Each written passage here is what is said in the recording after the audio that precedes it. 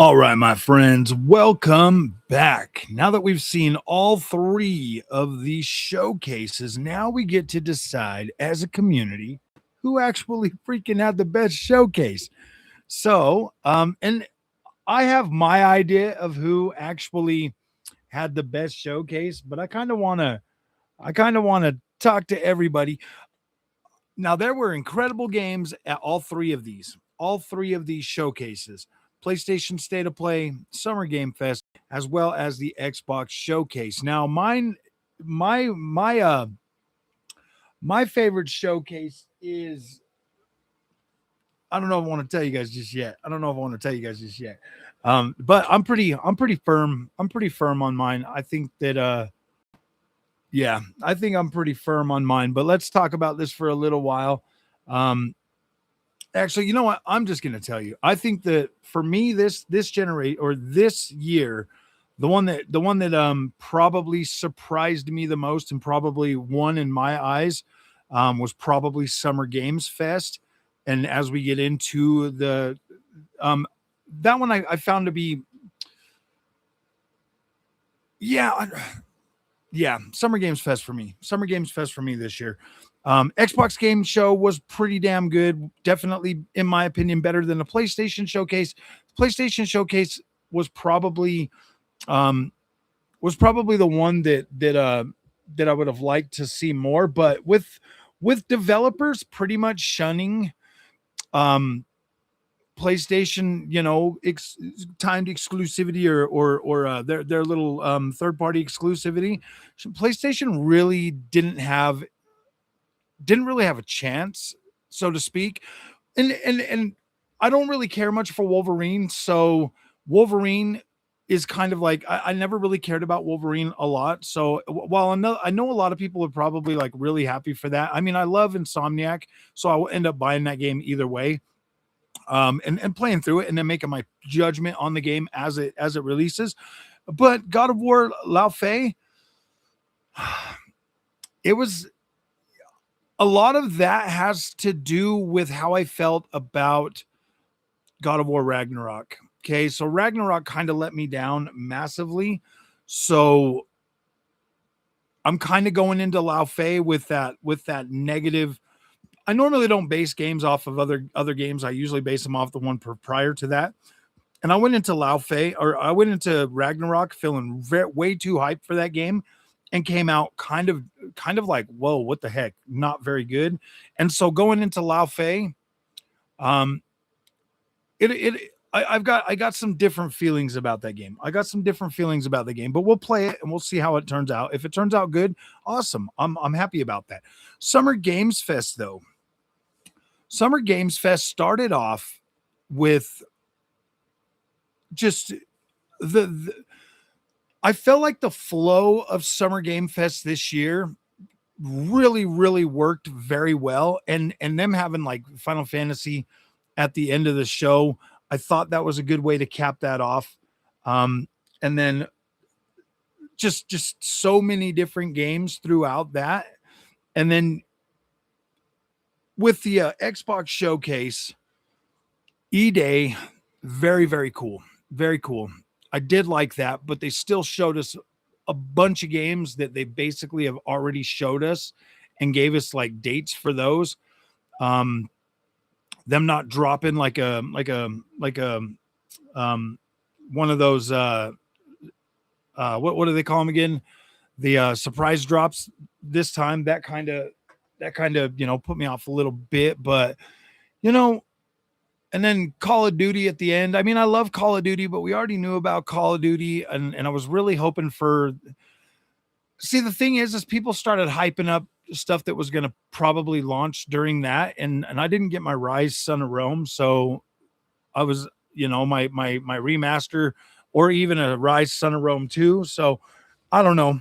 I don't know. I think so. Summer Games Fest, in my opinion, probably showed the most new games that we hadn't seen. We got that virtual fighter game in there. We got um, Crossfire that looked absolutely incredible. Um, yeah, so I don't know. I want to know what other people think. I think that Summer Games Fest was probably my favorite one. So I want to hear from you guys what your guys' favorite one was. The PlayStation Showcase, the one standout thing they had for me was Stuntman Hollywood. So I absolutely love that.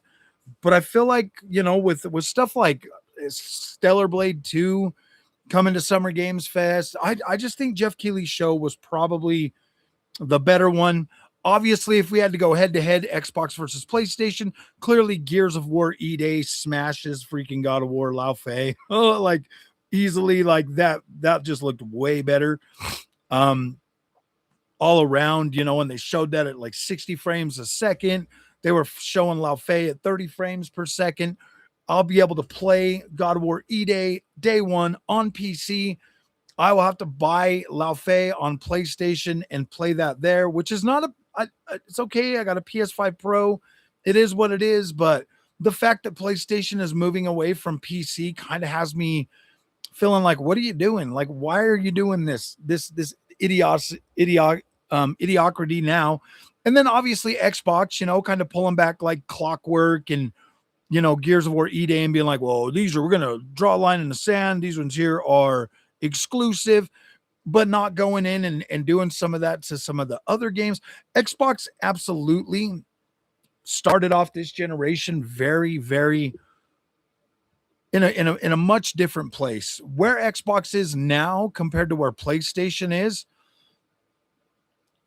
more people should have bought Xboxes. More people should have bought Xboxes. To be completely fair, PlayStation had that massive lead and they squandered it. They absolutely squandered every ounce of goodwill they had with PlayStation gamers.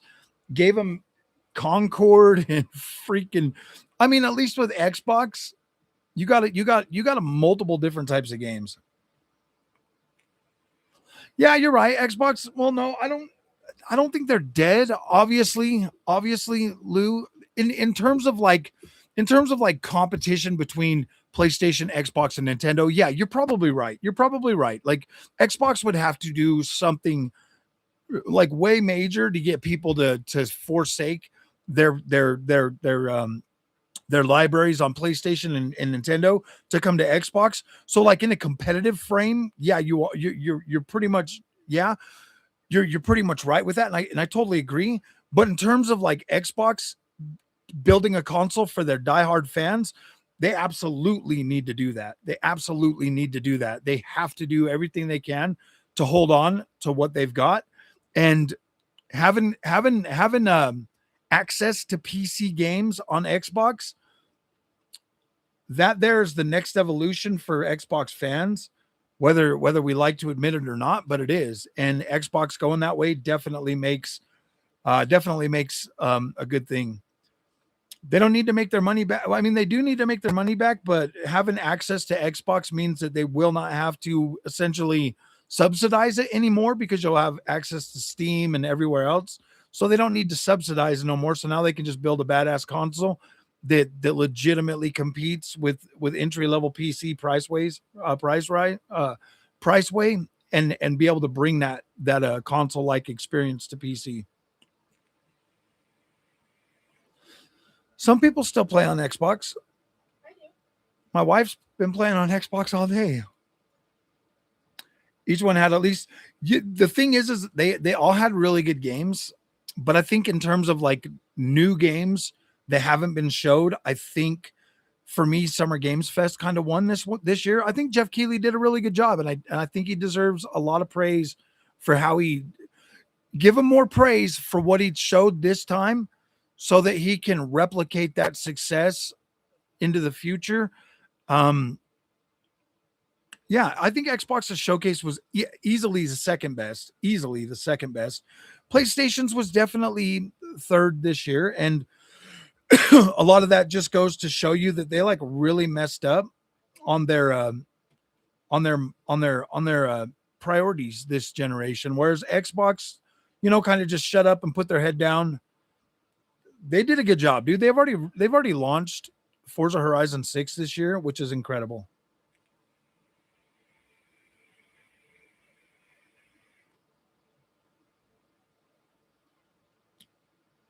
Was superior to another. Yeah. I think with Summer Games Fest, obviously starting off with Resident Evil Veronica and then ending with Final Fantasy VII Revelation, like easily my favorite show out of all of them. Don't get me wrong, dude. I love God of War. I love freaking E Day. I love Halo. I love all of these franchises, but gosh damn, dude, like Halo or Final Fantasy and Resident Evil Veronica in one freaking show with a lot of other good reveals. That was clearly the best show this generation or this season, bro. Like it was clearly the best for me. I don't think price really matters as much as it does anymore, Lou. I mean, I know that it used to matter a lot, but I don't think once you open up the doors to like PC games on a console, that kind of changes the dynamic of what you can ask for that platform. Xbox 360 is what I think of. LO. Oh, I love it. Summer games by default should always be better. They can pull from the third. Yeah, you're right. You're right. I agree with that. I agree with that it should be better. And this time he did a good job. Like he did a good job. Resident Evil and Final Fantasy 7 Part 3 going to be oh yeah, absolutely, bro. Both of those games. Whoo, so many Game Pass day one. You're right. You're right. Game Pass is still in an incredible value for the decline of Xbox. I think Game Pass is truly affecting at this point. I kind of feel like it's affecting Xbox in a negative way. Those games don't have to necessarily survive on their own merits anymore. And so, you know, when you're building a game and trying to get full price for it, there's a difference in that. I mean, think about it, dude. I bought Outer Worlds 2 and dude, I played like 5 hours of that game and I was just like, I don't want to play no more. PS5 is a closed console, bro.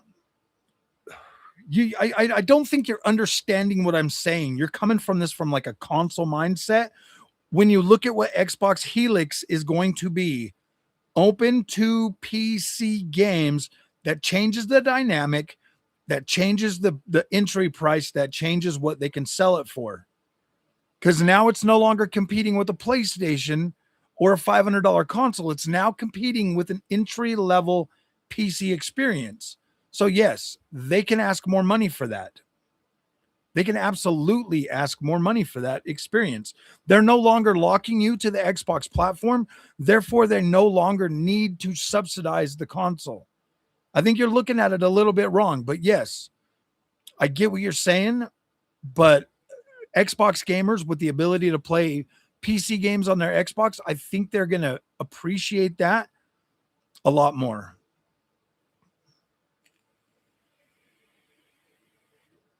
I was really open. I was open for a shadow drop, dude. I was also getting really hyped for Rise, Son of Rome, either the remaster or remake or whatever they were talking about. Everybody getting hyped up, or Rise 2.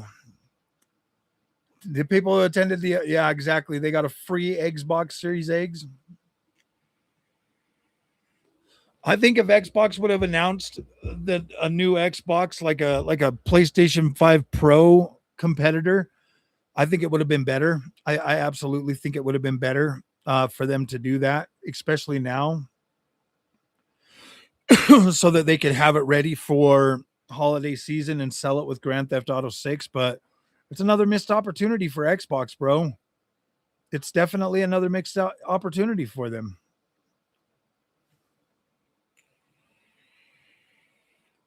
They did get an incredible freaking shadow drop. That is for sure, bro.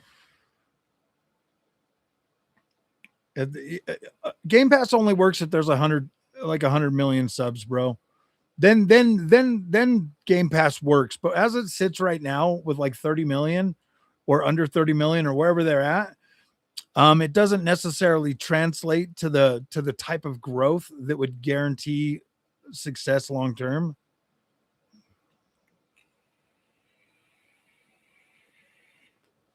Yeah, they need to sell more consoles. They need to, when they bring out Helix, they still need to sell Xbox Series X, and they need to market it as, like their entry level Xbox platform. They need to do away with Series S and get people to upgrade to Series X, so the Xbox Series X can still be like a base platform for development. I'm not saying that Series S is bad by any means, like it is still more than sufficient to play video games on. But in order for the medium to move forward, Xbox Series X would have to be the baseline, at least in my opinion. I mean, obviously they can still do stuff, but it does definitely make it a little bit more challenging to really push things further. Whereas Xbox Series X could easily do it, and it could easily be a 1080p console.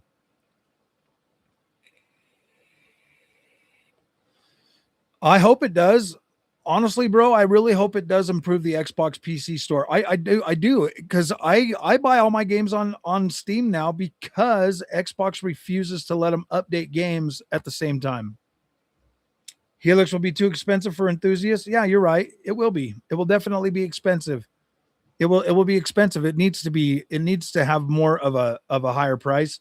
But that's why they still need to support Xbox Series X and continue to make it as their entry level system for next generation. There's still a lot of life left in PlayStation 5 and Xbox Series X. There's still a lot of life in these consoles, and they can easily be entry level consoles. PlayStation Premium is not bad. It's not bad at all. It's pretty good. Like in in terms of like offering value for decent price, premium's actually not that bad. The writer, if you're somebody that doesn't like, if you say you're the gamer that buys 2 to 5 games a year, uh, premium is still a decent value.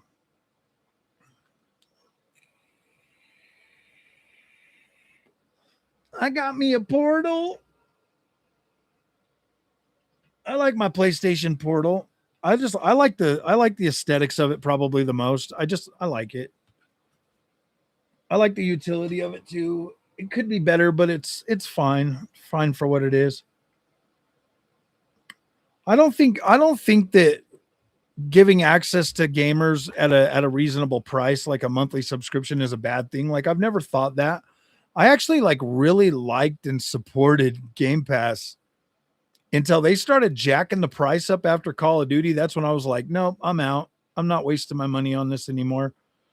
Once they delayed um Avowed, I was like, no, I'm out. And now look, now they're delaying freaking Fable after to next year. I mean, I get it. Like E Day is going to be pretty good, but there's a lot of people waiting for Fable, and now those guys are out having to play other stuff until that decides to launch next year.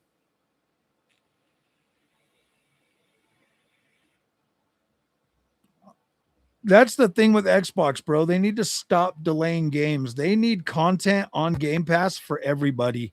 And that means everybody, even if they have to launch 2 or 3 games at the same damn time, that's the only way that service grows, dude. Because if you've been paying, say you've been paying all year, and you're only one main game that you absolutely want to play is freaking Fable, and that just got launched into next year, you just spent 6 months waiting for that game, and now it's delayed until freaking February of 2027. And now you're like, what the hell, dude? I just wasted all that money. I just wasted all that money on a service that, like, I was waiting for one game. I mean, I'd hope you weren't paying for 6 months for one game. I hope you were getting some sort of value out of it. But I'll tell you what, dude, I was playing so many other different games that, like, the Game Pass ones, I didn't see them as a priority to play because I wasn't paying for them. I wasn't paying for them, so they weren't like a high on my priority list. And that kind of sucks, man. So which one do you guys think won out of Xbox and PlayStation?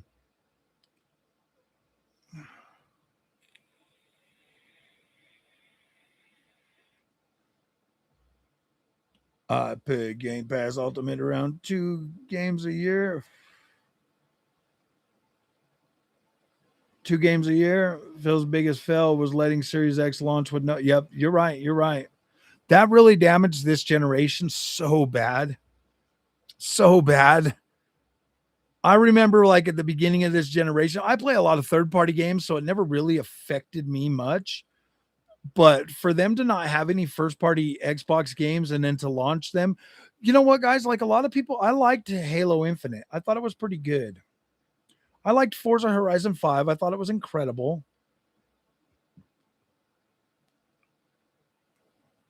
Yeah, Game Pass is a lot more worth it at 3 months because you can get it at like Aniba or other places for a discount.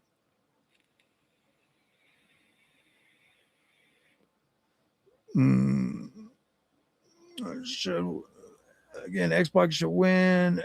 They have tons of studios, but I prefer the PlayStation lineup. You prefer the PlayStation lineup now? I don't know, man.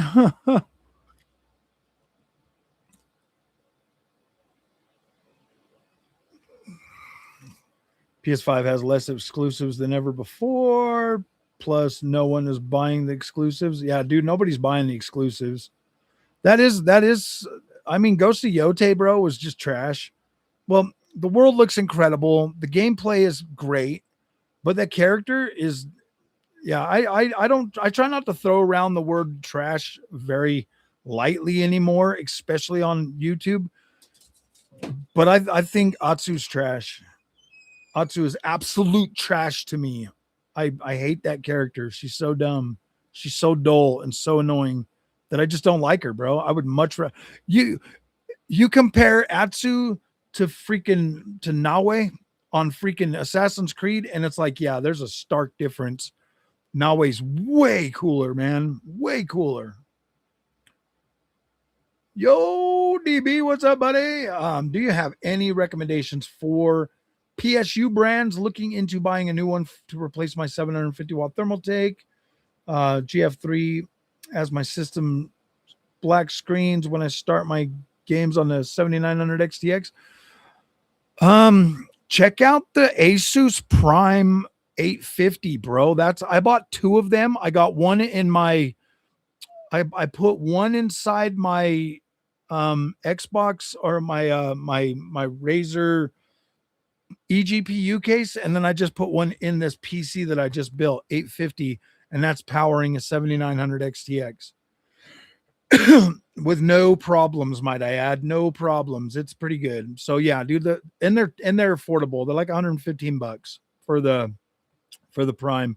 I can get you a link real quick for the one I bought so that you can see if this is something that might fit your.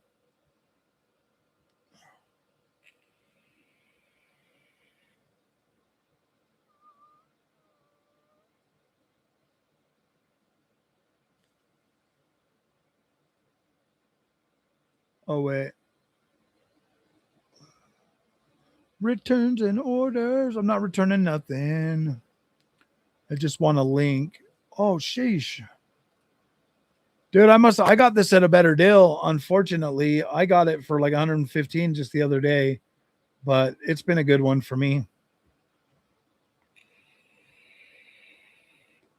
Not a Gears fan. It's an okay franchise. Oh, hey, proud Canadian. Welcome back, buddy.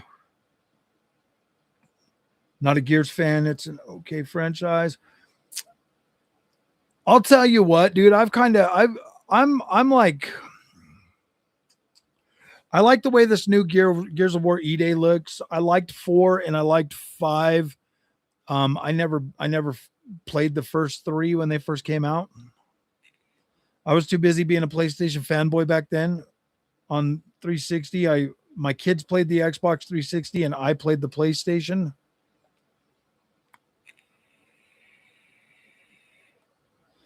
PS5 has a ton of games now. That's no longer an excuse. Would sell a lot if they release on PC same day. I think so too. Yep, having all the platforms is absolutely is always been a win for me.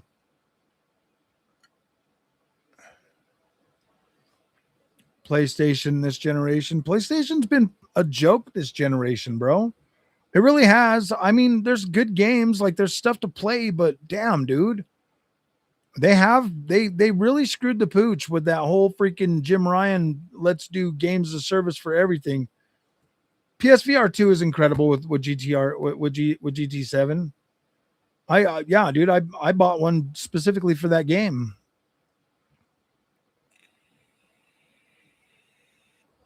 I wish they would do an updated headset with better lenses though, like pancake lenses, because the lenses on the PSVR 2, I mean they're fine. I mean they get the job done, but I would rather them not them better. I'd rather I would like a little bit better clarity out of them.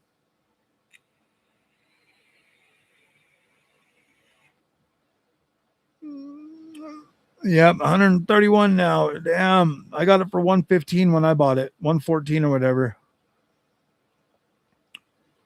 Thank you, DB. I appreciate it, brother. Sony showed how little they invest in their own game. That's true, bro. They really don't invest heavily in their own studios anymore. It's just kind of pitiful, man. Like Sony has so many great IPs, but they they just I don't understand. Like why get rid of some of those. I mean, they get rid of freaking the guys that make Drive Club and now they're coming back with Clutch, bro. All the guys that worked on freaking on Forza Horizon joined team with the Codemaster guys and with freaking the Drive Club bros, and now they're bringing out Clutch, man, and Clutch is gonna bury freaking. I don't know. Clutch is gonna be good.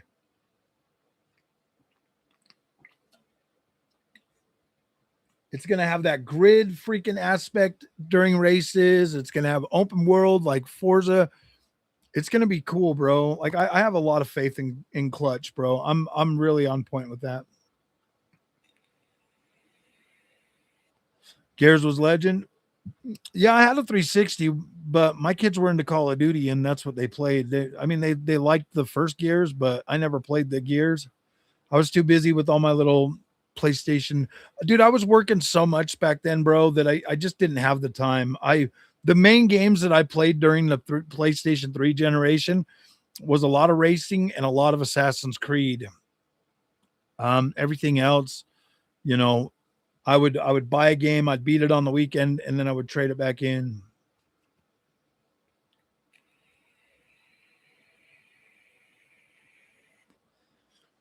Yeah, I get that cost is an issue for gamers, but like if you look at what you pay for an Xbox Series X and say that lasts all next generation, it's really like once you divide it out over the years of service, it's really not that much. Start out Xbox, then went PlayStation, then Final Form PC. I kind of feel like we're all on that route, Papa Charlotte. I think we all eventually will end up on PC. Not want to buy Final Fantasy 7 Part 3 as it's a multiplat. Oh gosh. Well, his loss, bro. I'll be playing it day one. Portal 2 on PS3. Nice, bro. Nice. I never got into Portal. Yep. Zipper Interactive was probably the hardest blow for me for PlayStation ever. Like I was so mad at them after that. Like the last SOCOM I got was SOCOM 4. You're not liking E Day too much? Why? I think it looks cool. I mean, I do think it looks cool. I mean, we'll play it. Whereas Twisted Metal, they have great, yeah, they have so many great franchises that they just decided to throw away, bro. It's so dumb. PlayStation is very inconsistent over the years.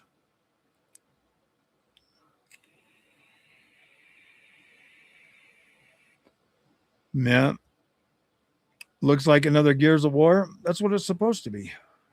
What is it not supposed? Isn't it not supposed to be another Gears of War? That's hilarious. It's supposed to be a Gears of War, but it's a prequel. It looks kind of cool. I like the aesthetic of that game. And if it really is truly like an open world where you can like run around and explore that whole city, I'm on board with that big time. I want a new Twisted Metal. I want a new Motorstorm. I want a whole bunch of games, bro. But unfortunately, Sony doesn't feel the same way. I wanted a new freaking Getaway, bro. They got rid of that franchise. Dude, they just keep killing way too many franchises. Forza Horizon 6, thinking of getting another Moza R9 or Logitech RS50. Um, yeah, I mean, either way, you'd probably be all right. I'd probably go for the Logitech, though. That's just me.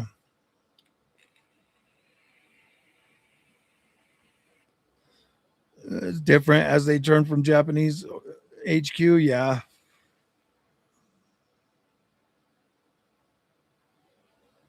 They do nothing with game. Yeah, you're right, dude. Honestly, as the platform holders, they should keep continuing to build the games that the fans want. Honestly, guys, if they still made like SOCOM and half of the other games they made, I mean, dude, I love the Order 1886, and then they canned it, bro. Like, what the hell?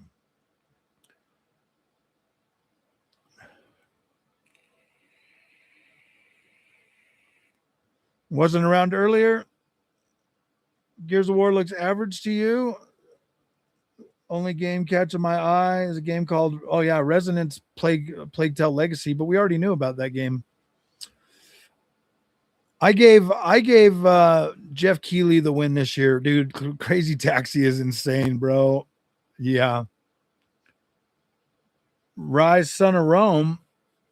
We need that game. We need that remaster that they were talking about. Devs who remade the Souls game that was remade for PS5 outdone. Yeah, exactly, dude.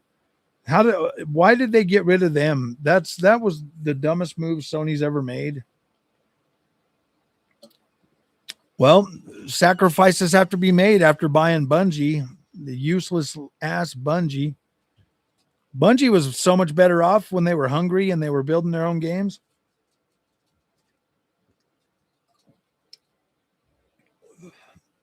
Why Sony thought they were worth $4 billion is crazy to me. If Sony would have put Sean Layden in charge, we wouldn't be having this conversation right now. Sean Layden, bro, he would have kept that place together a lot better. Shuhei Yoshida, man, they got rid of him. Like, what the hell, dude? Sony is dumb sometimes. They were dumb this generation, bro. They get rid of all their good people and replace them with freaking. Yeah, I don't really care much for PlayStation's current leadership. I think they need to do better. Understood why people care if a game come to all platforms versus I I'm I'm kind of anti freaking exclusive. I think exclusives are just dumb at this point. I don't think there's enough. I don't really think that like exclusives sell consoles as much as people think they do because Xbox has got a lot of bangers this generation and they didn't move any consoles at all. They had to legit start selling their games on other platforms just because PlayStation is the default platform. Okay. Once you understand that, you understand why, everybody's like, oh gosh, PlayStation, dude. You got people that are like, oh yeah, PlayStation. It's like they got nothing to play right now except for Xbox games. Oh, I'm buying Crazy Taxi Day one too. Absolutely. Kool-Aid colored hair goof. Yeah. Kill Bungie and Destiny 2. Yep, you're right. They let that shit spread in their corporate in their studios, and they're like a cancer. It's like a cancer, bro, that just spreads. Blue hair, nose rings.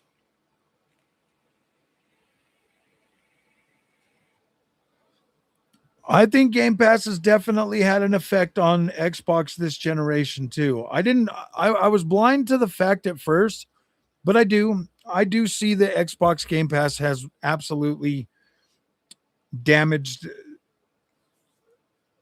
It's kind of damaged gaming, bro, and they're still full steam ahead. Like every one of them games today are like, oh, it's coming to Game Pass. It's coming to Game Pass day one.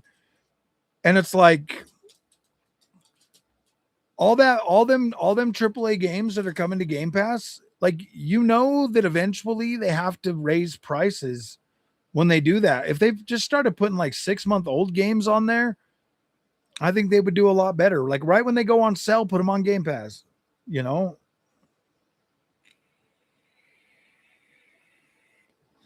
Yeah, exactly, dude. If Sega got back into hardware, man, I think we could have some real I think a lot of people would just go out and buy a Sega just for the heck of it, dude. I know I would. The Half-Life series, which have years ago, but never on this or the previous gen consoles. Yeah. I mean, we didn't hear anything from Valve. Is Valve going to do their own showcase and tell us the release date for the Valve Steam machine? Or are they going to keep that thing under wraps much longer? Like, what are we doing, Valve? New Spyro made a grown man cry. It does look kind of cool. Anything about Elder Scrolls 6 or even a big new DLC for Starfield or something from Bethesda? Yeah. We didn't even see Blade. We didn't see Blade. We didn't. I don't know, man. Like, I get that they'll have a show at the end of the year and they don't need to show everything right now. Obviously, they just need to show stuff that's coming out soon or within the next 6 months.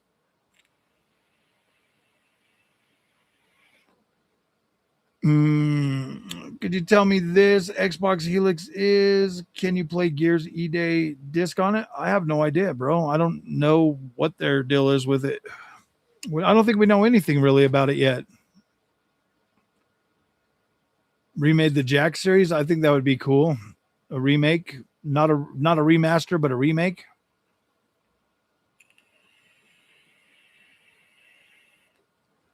Fable looks good. Best showing so far. I like the way it looked this time too. Interest me on Xbox Showcase. Gears E-Day, Resonance, Metro, Crazy Taxi, Clockwork, Fable, Senua, Spyro, Castlevania, Magicians, Valor Mortis, Wolong 2, and more. I really like the Castlevania. Like, I can't wait to play that in October. New trailer at the end of this month or in July.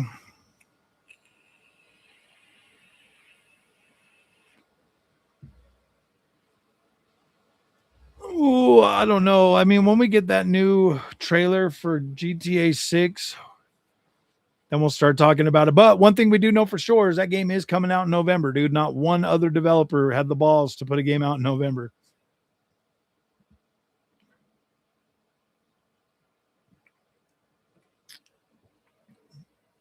I think a game launched in the first week of November would still do fairly decent among its fans. I don't understand why they don't do that. 19th is, gosh, 2 weeks in.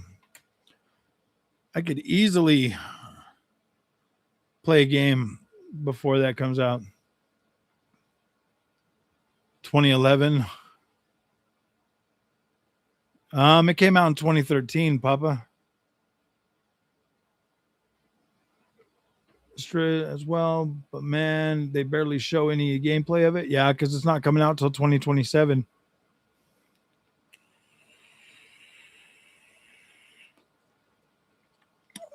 I do have my doubts about freaking GTA 6. I think it might be way too modern.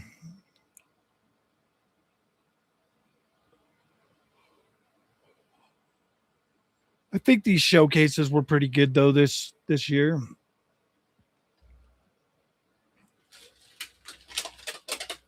I'm just excited that the showcases are over now. Now I can breathe and go back to work and I don't have to worry about any of that stuff. I could just keep putting out my weird content. Probably gonna do a bunch of Forza Horizon content next week.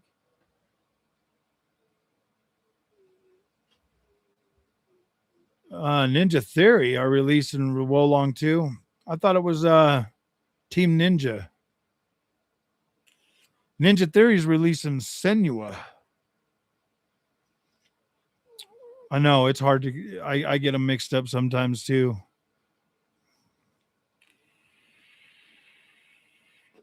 No, you're good, bro. I get them mixed up sometimes too. Ninja Theory is Senua. Team Ninja is Wolong 2. Wolong, the first one made me so mad. I don't know.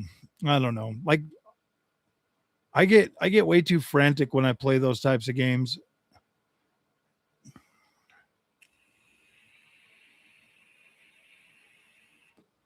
I wouldn't mind just like a really good fight as long as it was just one health bar. But then when they go down a health bar and then another health bar and then another health bar, it's just like, dude, I don't have time to sit and do that shit over and over and over again.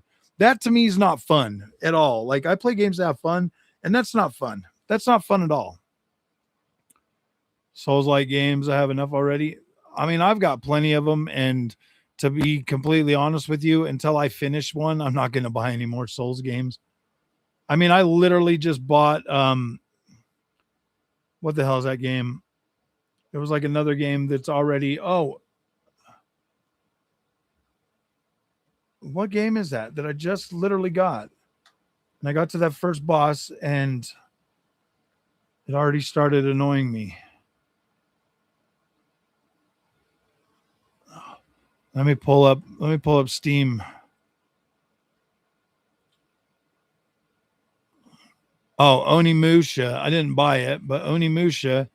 I got to the first boss, dude, and it's already like, dang, Saros is hard. How far are you on it? I'm into the second area and I haven't played it since.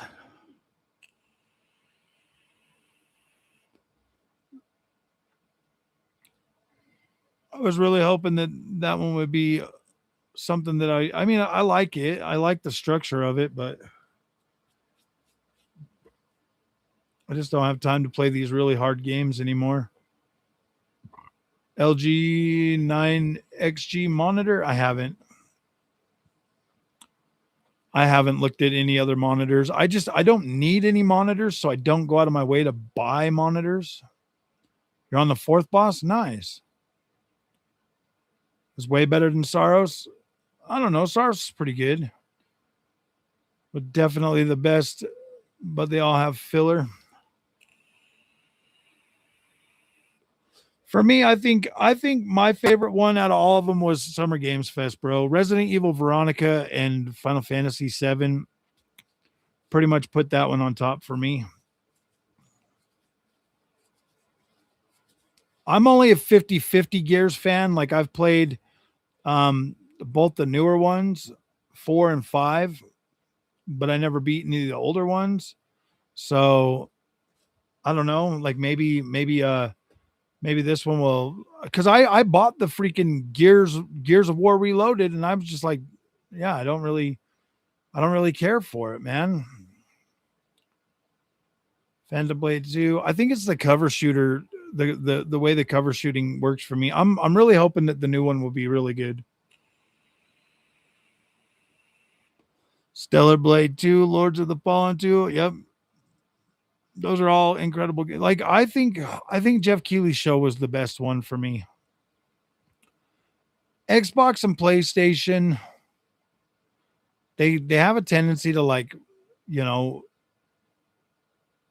I don't know. Xbox Showcase was definitely better than the PlayStation show. So I mean that's like a definite second.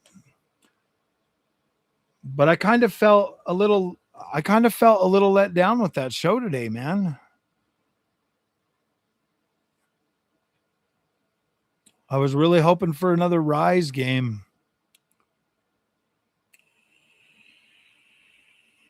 or even a remaster of that first one, bro. Like the upgraded visuals, some ray tracing and stuff like that. That would have been cool, man. That was a beautiful game already. And then to like really make it even better.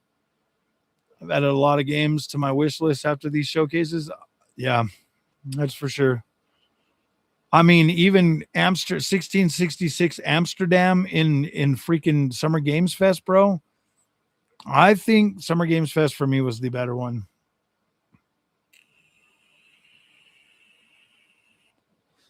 I really wish. I mean, Crossfire, bro. Like Summer Games Fest was packed with games that I'm like, whoa, this is cool. I mean, we got some games coming out this summer.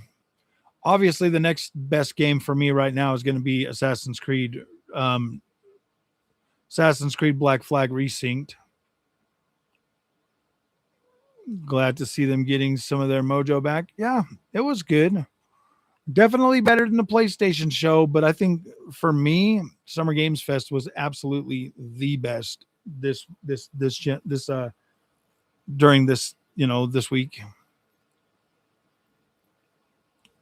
Graded on the Series X though. They updated a lot of the older Xbox games. Maybe Rise was updated too on Series X. I have it on PC. I was hoping that they would bring like some ray tracing and like other stuff. There was some rumors going around that it was getting a remaster or remake or whatever. Persona 6, that was pretty cool that they launched that at the Xbox show. I guess I was kind of let down that they didn't money hat freaking GTA 6 too. Yeah, you need to watch Summer Games Fest. I personally think that was the better one.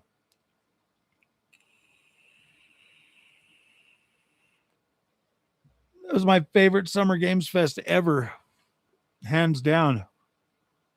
And it is on Game Pass. You're right, Persona 6. But I'm not a Persona fan, so I don't really care. It was just kind of interesting to see that at the Xbox show and not the PlayStation show. I think PlayStation ran out of money after buying Bungie and Concord. That was so bad, dude. Concord was so bad. The game didn't even last 2 weeks.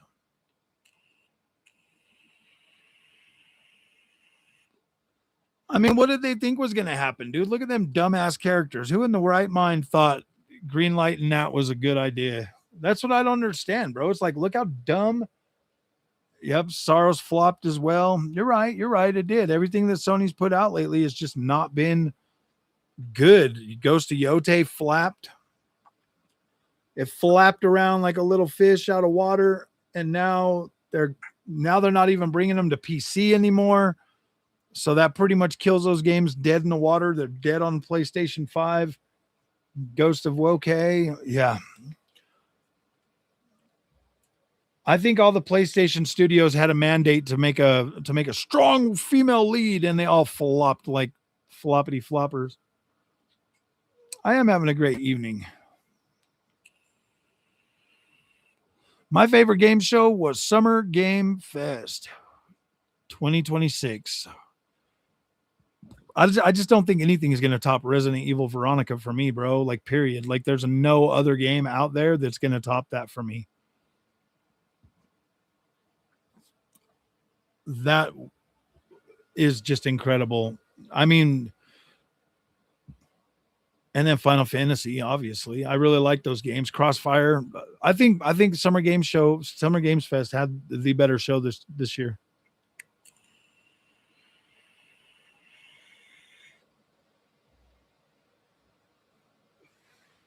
Somebody on X said that the Xbox show was playing it safe, and I kind of agree with that now at this point.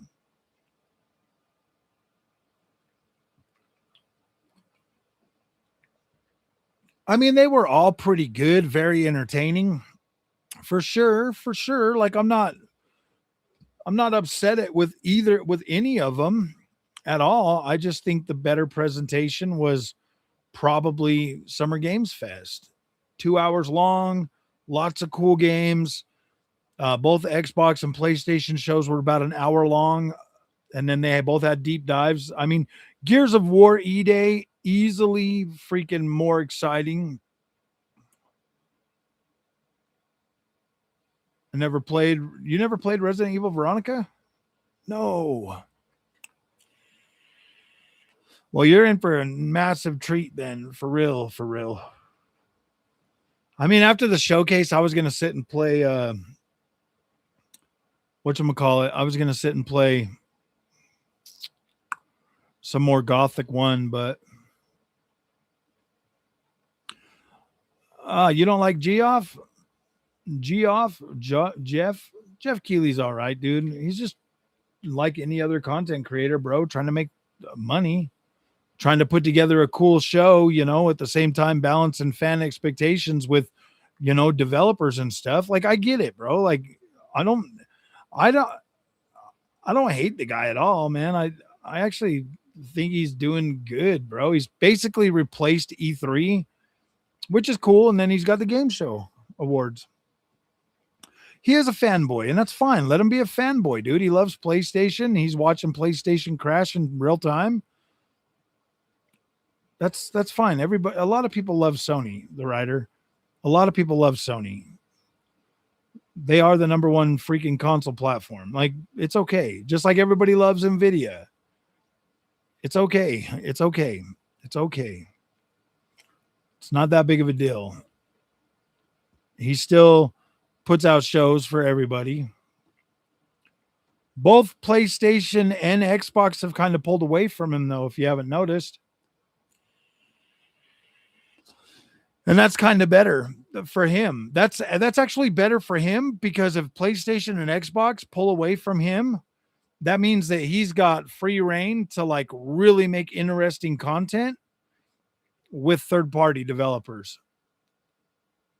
You know what I mean? Like, it's better for him and better for the industry, because you're right. He is a PlayStation fanboy, bro. And that's fine, dude. PlayStation has essentially helped him get to where he's at. And so now the PlayStation really needs to recalibrate, bro. They're kind of broken. They're kind of broken right now, bro. I mean, I'll tell you what, like I'll play God of War Le Fay, but it was not something that I was like, oh my gosh, I got to play that day one.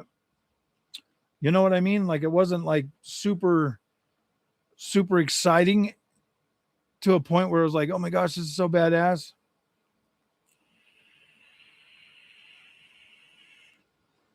They can deliver. I think they're going to deliver just fine, man. The problem is there's not enough people that want to be on the Xbox platform. You know what I mean? They all put their hopes and dreams into PlayStation, and that might have been a bad thing for them. You can't deny that Xbox has the more exciting lineup. Like I can't deny that. But at the same time, PlayStation does have a lot more IPs that I love. PlayStation could easily turn it around and just launch banger after banger after banger, because they have a lot of the IPs that I love, that I absolutely love. So they could turn it around at any time. But Xbox right now just seems to be the platform with the most growth.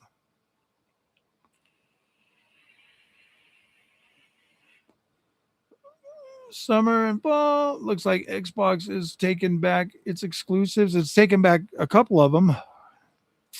That was nice to see. That was nice to see that Gears of War E-Day is going to be console exclusive to play Xbox. And Clockwork, I mean, I don't even think there's enough interest in Clockwork to even matter, bro. That game should be on every platform, to be completely honest with you.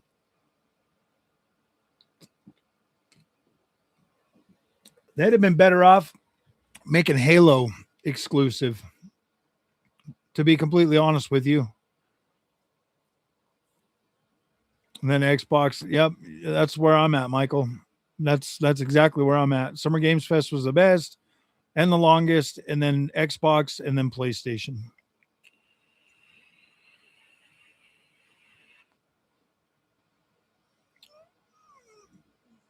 I think Clockwork is probably the worst game to stake the exclusive on. That game needs all the freaking exposure it can get. I'm not super interested in it.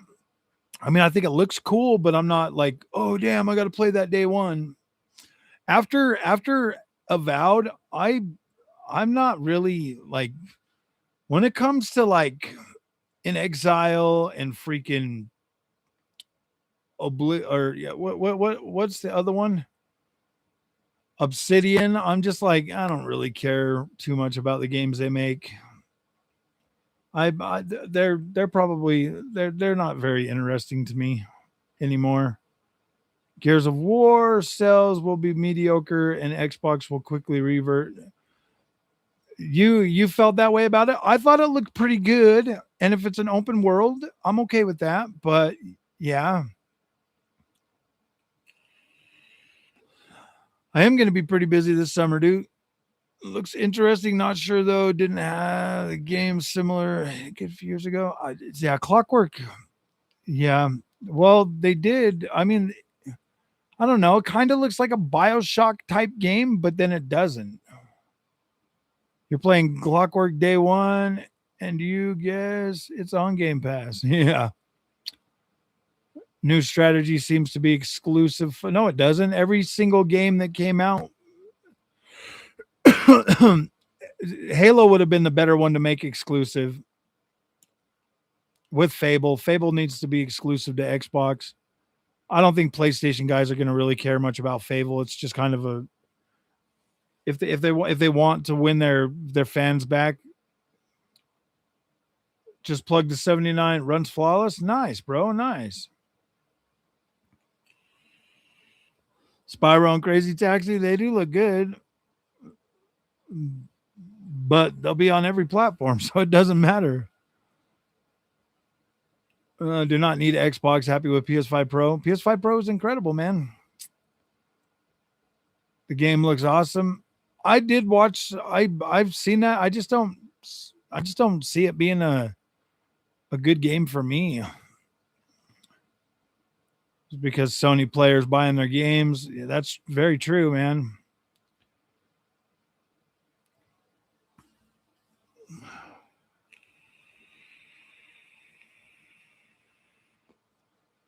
Yeah.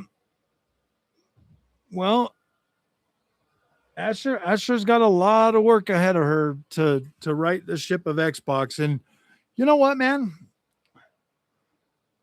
I just don't know, man. Like Xbox being in the background, being a platform, it is what it is, man. Like it is what it is. They keep putting out games, and that's fine. That's fine. Is all they need to do is keep building a console for their most dedicated fans. Hellblade looked good. It's like a side story of Senua. It's an action adventure is what they're calling it. So hopefully it will be more in line with like what they did with Devil May Cry or something like that. Just not really into a. I don't think I have enough left in me to play through another Hellblade game, but an action adventure game, I'm on board with that.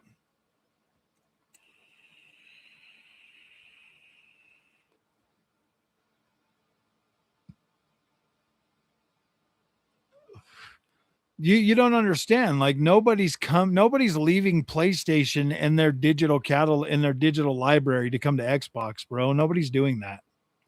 Xbox would have to truly build some must-have exclusives for next generation that are better than the PlayStation exclusives.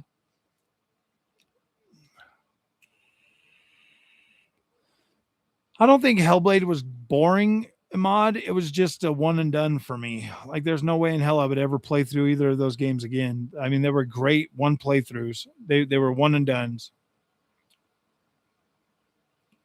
They're better off for the company than the consumers. Why should I have to buy a console similar specs to my PS5? Yeah, they're definitely single one and dones. I don't mind one and done games, like I really don't, but that's what they are. I would never play through.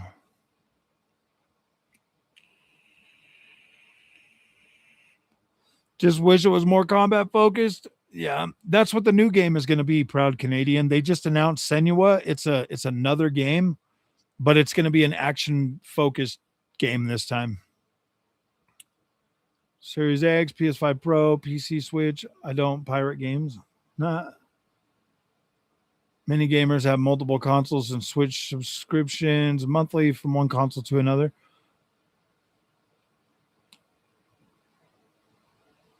I have basically everything too. I also finished Pragmata earlier today. Nice. Yeah, Pragmata is incredible, man. I freaking love that game. Xbox is able to market their next gen is much cheaper than PC equivalent. I think it'll easily slot in pretty well to the PC market and divert some. I think it will have a good. I think out of every console coming out, Xbox Helix has probably got the most the most I think it's got the most promise.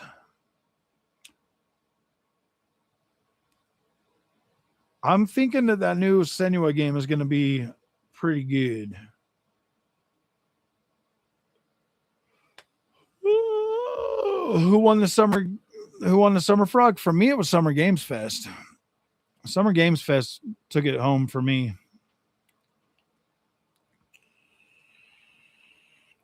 I still need to watch the Xbox Game Show again, but for me, Summer Games Fest absolutely beat the brakes off of the other. It was twice as long though, and it showed a lot more cool games backwards with exclusives. And I'm blaming Sony by pulling their games from PC first. Yep. Honestly, if PlayStation would have just kept going to PC, then Xbox Helix guys would have been able to play the PlayStation games, and then that would have made it more fair for Xbox games going to PlayStation. But now PlayStation wants to play with the hands of fate and sentence themselves. Dude, if they have another generation like this one, PlayStation's cooked, bro. More people will go to PC and or Xbox if they pull off another generation like this one. Yeah, dude, nobody's gonna care anymore.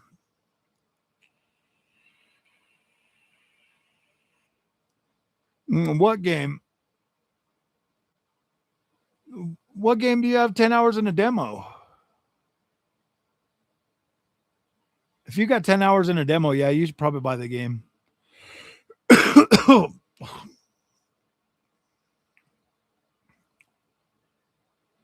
Yeah, Wolverine's gonna look fine. I'm just not a super Wolverine fan, dude. I don't really care much for Wolverine.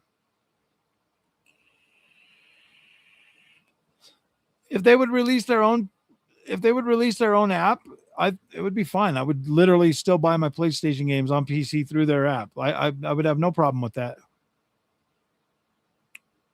It's more Xbox's fault since they were going to do the Helix and snag all the Sony exclusives. Sony at the point couldn't guarantee they keep supporting.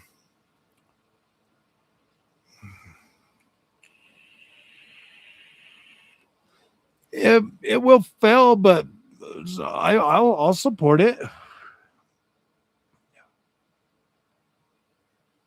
The same management team. Yep, you're right, dude. It's cooked. It's cooked.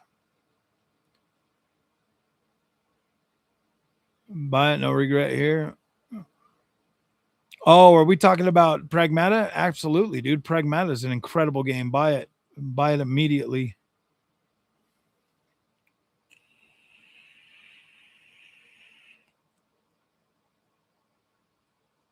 Plays Death Stranding 2. Well, I had to play that one day one. I own it on both now. I've been working on it on the PC. Maybe I'll do a live stream. Maybe I'll do some live streams this week of some games.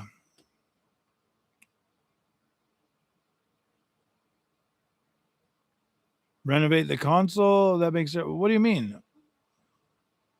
What do you mean blaming Xbox? I'm not blaming Xbox for anything. I feel like all I said is Xbox has a very hard road ahead of them if they really want to try to bring people back to the Xbox platform. My hat's off to them. Good luck. Needs an upgrade. The lighting look off. I don't know. I'll have to. I didn't really see any problems with the lighting.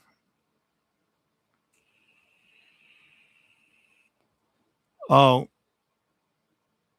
fortunate situation. Xbox was going in a great direction with the Helix, but Sony would lose their exclusives because of that. Oh,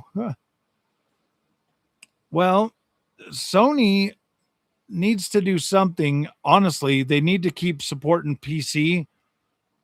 They really do. It's stupid for them to stop. Like it is the dumbest thing I've ever heard in my life. PlayStation backing away from PC because they need all the exposure for their games that they can get now. Nobody's buying their games.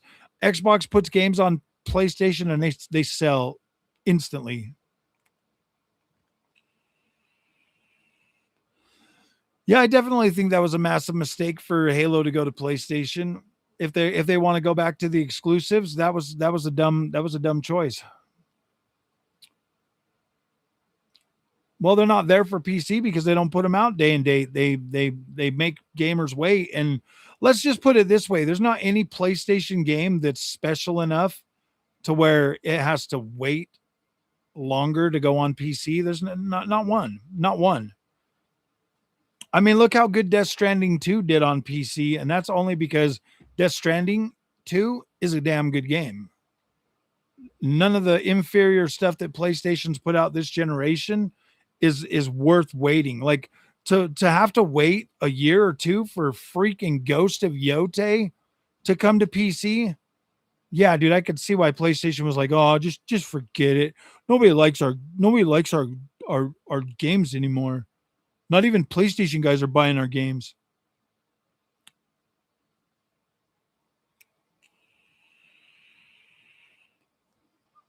Yeah, PlayStation PlayStation's cooked, bro.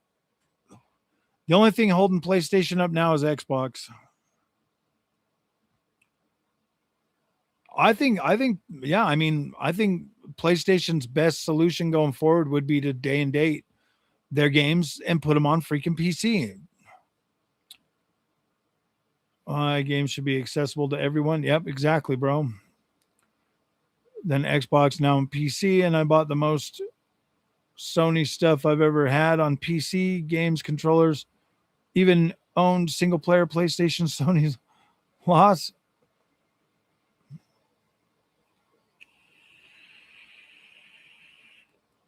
Yeah, exactly. Well, Capcom's killing it, bro. Capcom is such an incredible freaking turnaround story, dude. Like I am so proud of Capcom right now.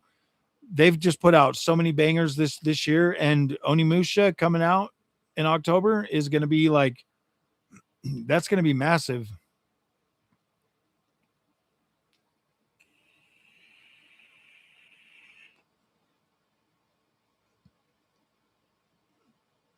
Yeah. PlayStation treat PC like a console. Steam gets so many new games. Yeah, dude. Steam gets way more games than PlayStation or Xbox. I mean, I've been playing Onimusha since PlayStation 2, since the first one, so I'll absolutely buy it. I am struggling a little bit with the combat, but I think I'll get it down. Nintendo's games are, I mean, dude, the Mario movie Galaxy just hit $1 billion, bro. People legit love. That's the difference between PlayStation and Nintendo. Nintendo doubles down on their freaking IP. PlayStation treats them like garbage. PlayStation does not back their IP very well. Unless they're bangers, they do not support them. I mean, think about it. How many people do you think are playing Pikmin? How many people do you think are playing Pikmin? And Pikmin still gets new games. I mean, I played Pikmin, not a bad game. It's kind of cool, but think about it, dude. Nintendo still supports their IPs. I mean, they're redoing Star Fox, they're bringing that back. Nintendo supports their IPs. PlayStation kills them.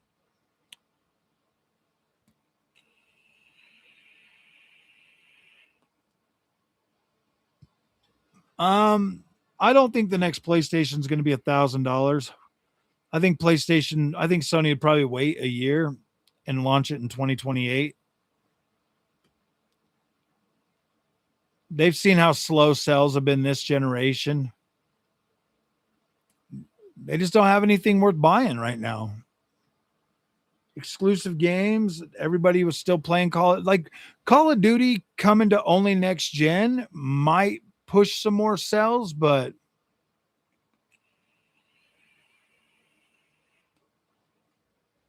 Call of Duty being a next gen exclusive only might push more next gen console sales, but because there's legitimately people out there that only play like Call of Duty and FIFA, bro. And those games have been running on the freaking last gen console still. So now that they're like next gen exclusive, I just don't see. I mean, I definitely see a little bit more growth throughout the end of this generation, but the prices being so high and staying high is what really forced a lot of gamers to just stay where they were at.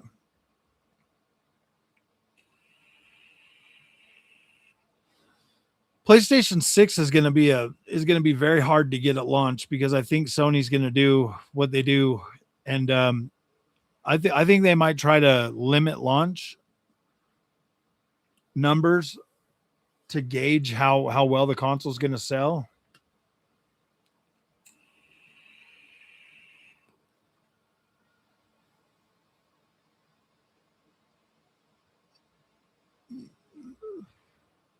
Yeah,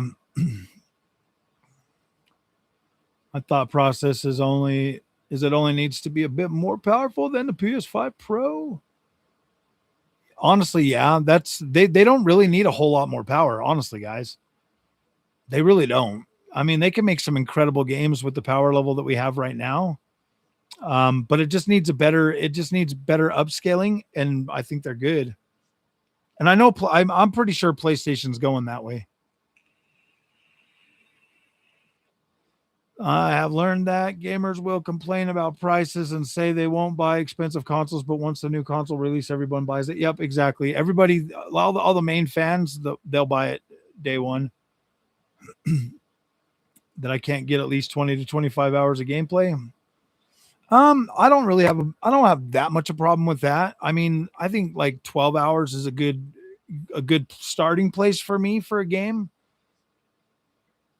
PlayStation. I bought a base PS5 and hardly use it. I wish I could just play PS games like Days Gone and God of War on Xbox. Really? Well, next generation, you'll be able to play those games on an Xbox Helix if you bought them on Steam. If we see a 2 grand 5080 Super Nvidia ripping us off again, I think we will see that. 4 terabytes of storage, it's not going to happen. PS4, so I could play a bunch of PS4 exclusives on PS5. Nice. Games are getting pretty massive. I'm okay with that though, because honestly, I don't know anymore. I don't know anymore. I like to play games, but this channel, I put a lot of effort into this channel and making content, and that takes away from the time I get to invest in playing games.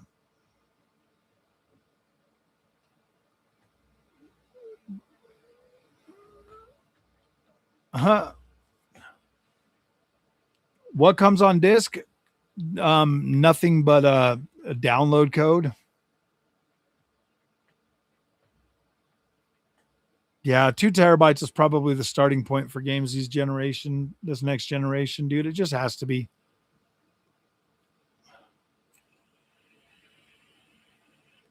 I mean, the base PlayStation 5 literally only came with freaking 800 and something gigabytes, bro. It was so pathetic. Yeah, I mean, that is a good idea to stream games. I was liking that. I guess I could do that. I might just start streaming games during the week, bro. But I like to put out videos too, and my videos are just not doing that.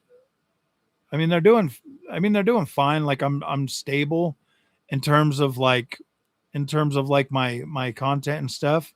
Like I'm pretty stable like across the board. Like my older content does pretty good to keep numbers, pretty decent, but every now and then I get a good banger video out there. It was 8K and I played a lot of 8K. I'm not buying a new console just to play an exclusive. Oh, I figured that's what you said, cornbread. I figured that's what you said.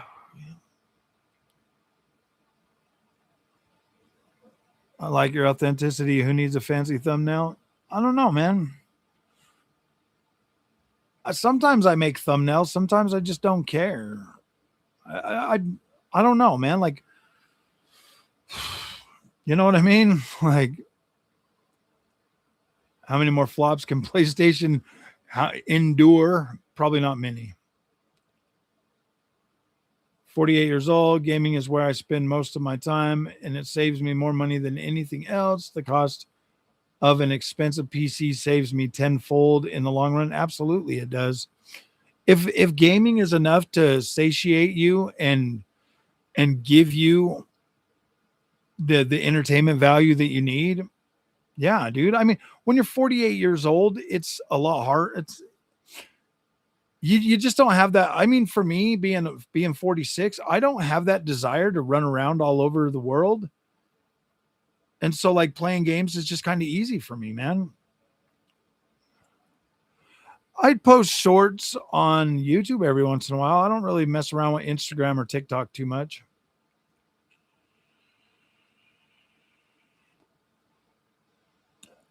My friend had a 512 gigabyte Series S. It was a pain for him. Always had to uninstall COD when we wanted to play something else. Yeah. I don't. I mean, sometimes I make my thumbnails, sometimes I just don't. Found your channel. Thank you, brother. I appreciate that. I don't mind traveling. I just don't really get the opportunity to do it very often. I want to go somewhere, I want to go touch more grass this summer for sure because views dry up during the summer because everybody's touching grass. So I'll probably be doing more touching grass myself.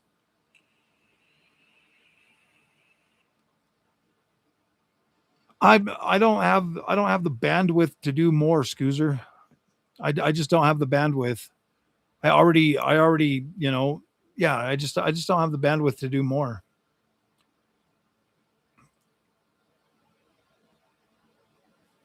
The community reposts my stuff everywhere.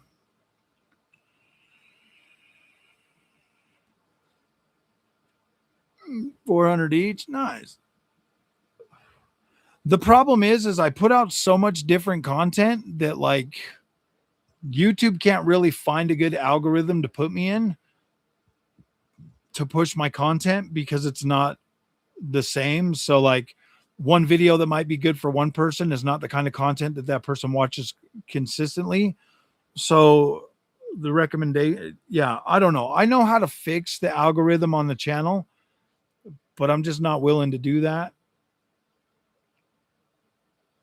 I know they're very easy to post, but I work a full-time job and then I come home and I invest most of my time into YouTube and then trying to like post everything. Yeah, dude, I just don't have the bandwidth to do more. If it was my only job, if this was all I had to do was just YouTube, then you bet your ass I would be doing it everywhere. You bet your ass I would be everywhere. I would be on every platform. I would be sitting here marketing myself every day, all day long. Dude, I can barely keep up with X and YouTube. I don't even get on Discord enough to, you know what I mean? Like if this was my only job, then yeah, it would be a different story. But now that I'm a manager at the place I work, now that like I'm in charge of the maintenance department, I don't have the bandwidth to sit and worry about social media, bro. I just don't. I like to keep everything centralized to YouTube, and that's fine. Like YouTube is a good side gig for me to have fun and be an outlet.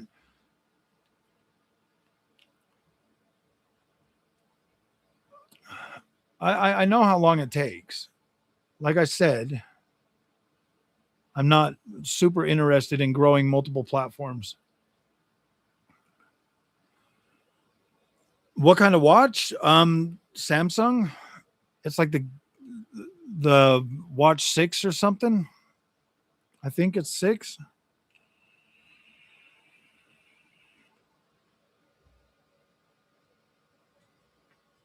I'm on Samsung. I'm a Sammy boy, man, for my phones.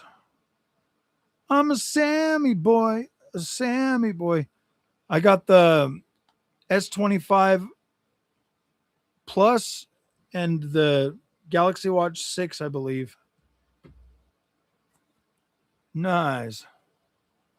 Gaming channels who get lots of views, don't ever really play games. Exactly. Exactly.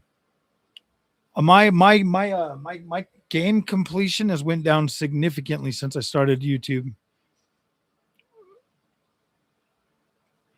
I have posted sometimes on X and other places. Like I just don't care to try to grow another platform at the same time. Like I have no desire to do that. I'd rather just grow on YouTube. YouTube is my main platform. It's where I put my effort into. That way I can keep all my comments centralized. I don't have to check multiple platforms every morning to answer questions or you know what I mean? Like it's just I'm not in the gaming industry. I'm a I manage a maintenance department at the company I work for, dude. I fix heavy equipment. I plan out the maintenance schedules and everything. Like my job is pretty demanding. That's why it's so much easier to just come home and deal with only YouTube. Samsung nights. Yep. You know what the funny thing is like all my phone and everything is Samsung, but I've yet to buy a Samsung TV ever. And I know they're pretty decent. Yeah, I don't do Apple. My wife does Apple. We just got her the Neo. Is it the Neo? Is that what your laptop is? A laptop Neo? Mac Neo. We just got her the Mac Neo. She likes that. Maybe one day she'll make a video on it. Exactly, dude. My real job is significantly more important than YouTube. I get on here to hang out with people and talk about games, man. This is my outlet, bro. This is my outlet. I've built my community, my faithful 40 that come and watch me live stream and hang out.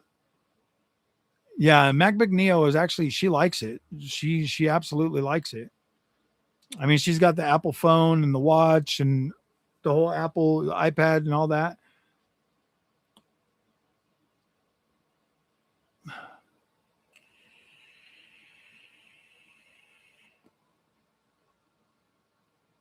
Smartphone review channel ever? I don't I don't review my smartphones. I just use what I use. I'm not getting I might buy the Series X 25 anniversary. I might just buy that console. I wish it was upgraded though. Wish I had more power, dude. It would be a lot easier to justify buying it.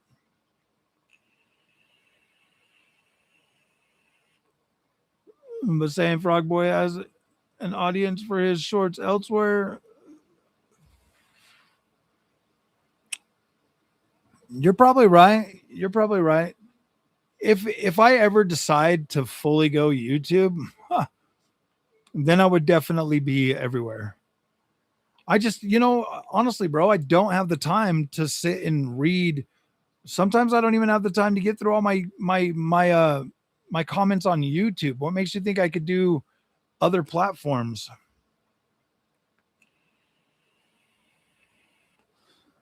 It's already a pretty good sized commitment just to get on YouTube. I mean, think about it, dude. I get more comments on YouTube that I can't even fully answer every single one of them. And that's gotten pretty hard for me because I want to be able to engage with the community.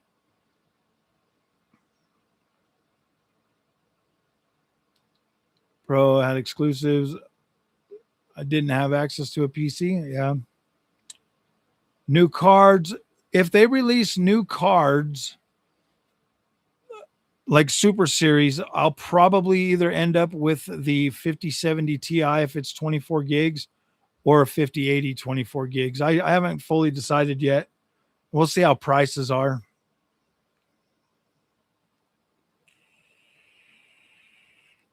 Thank you, Tim Wave. I appreciate it, bro. It's the thought that counts. Yeah, I love all the brands. To be honest, I use iPhone because they got OLED screens now. Nice, nice.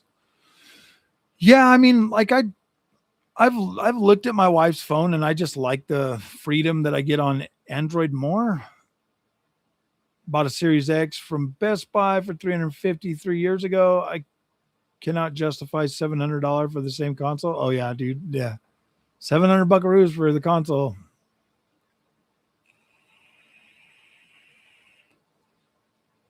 More than 99% of channels and interaction with viewers. So I get it. I understand. Yeah, dude. I mean, that's what I'm saying. Like I've fully focused what time I have that's not invested elsewhere into growing this community and trying to be there. I'm a 40-year-old male. What about y'all? I'm 46. I'm an oldie, but I'm a goodie. They say I'm a goodie. Hold on, I gotta go fill up my drink cup. My voice is getting crackly. Oh, God, delicious.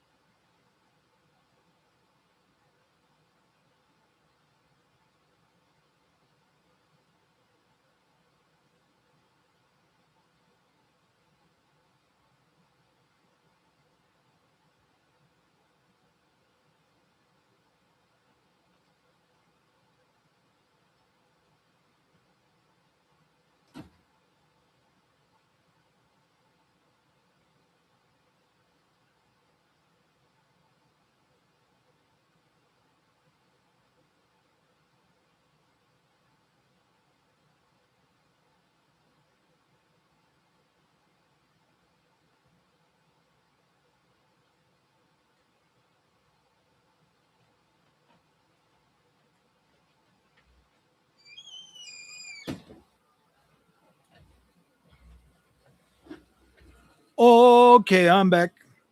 Okay, I'm back. I actually threw the switcheroo number 2 on there yesterday, and I played that a little way for a little while. I was checking out some of those games, for like the 1 year anniversary, and I'm actually pretty happy with the series or with the switcheroo number 2. I think it's a pretty decent console at a new affordable price range. I just I feel like gaming prices have went up, but I still don't think they're unrealistic. I don't think they're horrible, but I do feel like some of the game quality needs to get a little bit better.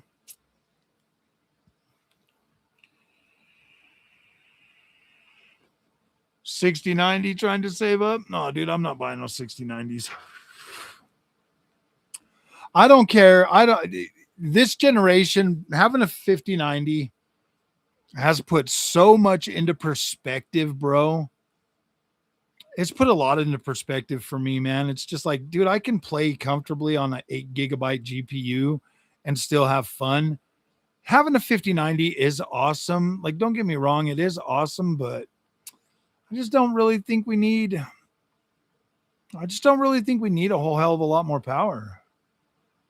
With your personality, I think if you got a few YouTube guests together and did a weekly show about the week's gaming news, you could easily put on a better show podcast than the Digital Foundry guys. Potentially. I just need to find me some. See, Skybrid, I was like really into that stuff when I first started the channel because I was consuming a lot of Digital Foundry content. But I've grown so far away from that,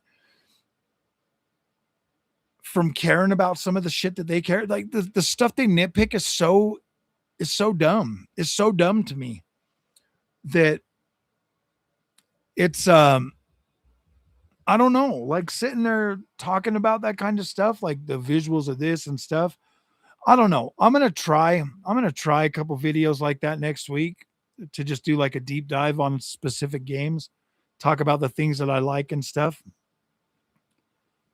It's a one-time bite the bullet of 650, but then games on sale all the time. Yeah, you're right. You will get the 6090 when it comes out. You won't be able to help yourself. I might. I never. Yeah, I mean, if it's $2,500 maybe, but if it's more than that, I don't know. Paying $2,600 for a 5090. I don't know. I don't know. I don't know if it'd be worth it.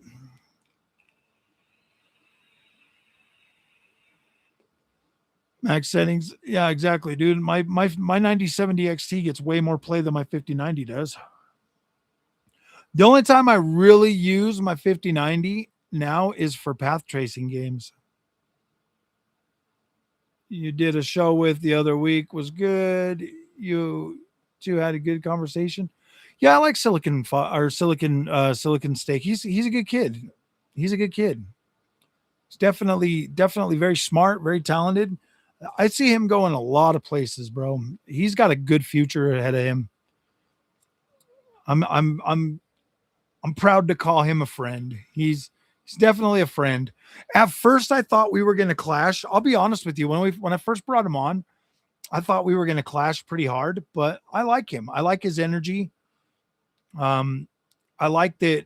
Yeah, I like the content that he makes, and he's doing pretty good. He's really into that Intel stuff, and I respect that. He really likes Nvidia. He's kind of one of the people that helped me kind of look at Nvidia a little bit differently. 14700K, nice, dude, nice. Is it good? Is it stable? Comparison is definitely the thief of joy, bro. I'm here for a reason. Yeah, I don't comparing games, bro. It's so odd to me. It's so odd to me because I can play a game on the RTX 5090 and then immediately jump on my 9070 XT or my 7900 XTX, and instantly I'm like, oh damn, dude, this is better. I like this more. I I think it's crazy. I know people look at me and they're like, what are you talking about, dude? Nvidia's got all the features, and I'm like, yeah, but it looks better on the AMD side. Like earlier this morning, I was watching Worms and he was showing off Firekeeper. That's why I bought that game, is because he was showing it off and I was like, damn, that looks good. I want to see it, because he was showing it off on a 5090 and I was like, I want to see what it looks like on my 9070 XT. So I bought it and I was like, oh wow, this actually looks really good.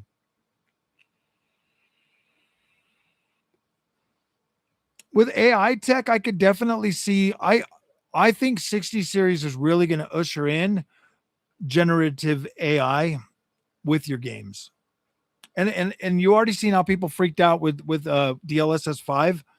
I think that is going to be the biggest selling point of the 60 series is Gen AI in your games while running. I think it is going to use generative AI while you're playing your games. And it's going to be heavy. It's going to be heavy. It's going to require a lot more processing. Obviously 60 cards are going to run it better, but 50 series cards will be able to do it. But 60 cards are going to do it better. And I do think that that is the next evolution of DLSS is generative AI while you're playing your games. Do I think it's a bad thing? Absolutely not. Absolutely not. I think it's good. Sub to his channel, watched many of his videos since that. Shows you both did. Yeah. Yeah, dude. Freaking Silicon. I like Silicon Fox too. I need to bring him back on really soon. We went to CES together, and I haven't had him back on since CES. He probably thinks I snubbed him, but I don't. I didn't. I just been E-Rock. E-Rock's incredible, dude. I freaking love E-Rock. Chris Miso, I love that guy too, man. Yeah, dude, we could do a super show with all of them. We're the new guard, man.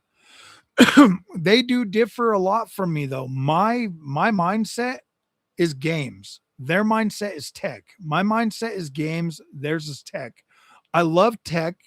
I'm an enthusiast, but I also realize that we can do stuff on low end hardware that I'm still comfortable with playing. Okay. I can still legit game on a switcheroo number 2 and enjoy that. So that's their thing. They're a lot more like in line with like the tech and how the tech is supposed to be and what but me, I see things differently.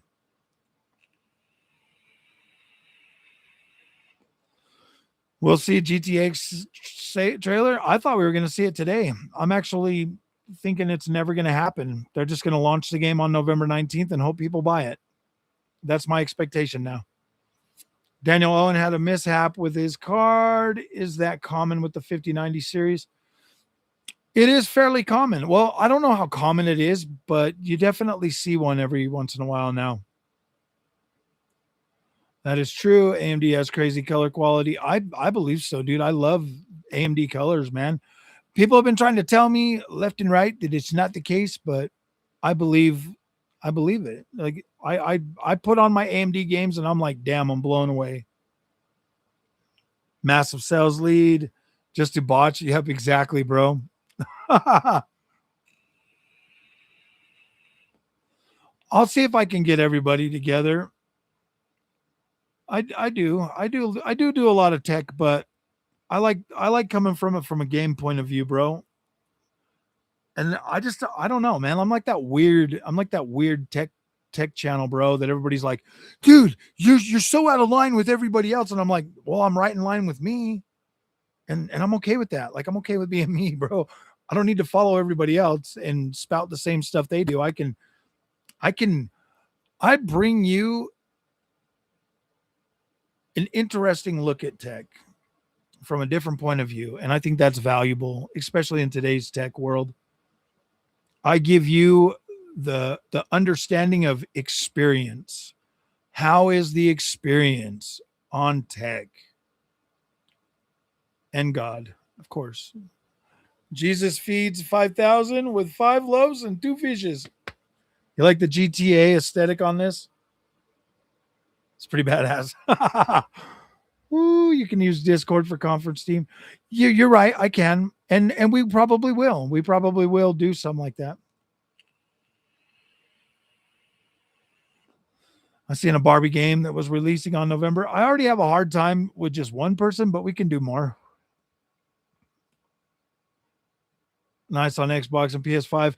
PS5, okay? So when I'm doing PS5 Pro versus PC content, the HDR and the crushed blacks on the PlayStation version really do hide a lot of flaws and make it look really good, especially when you're like playing the games on PC. It's kind of interesting, man. Jesus is absolutely the freaking best, bro. Absolutely. Worst tech hardware you bought or used this year would probably be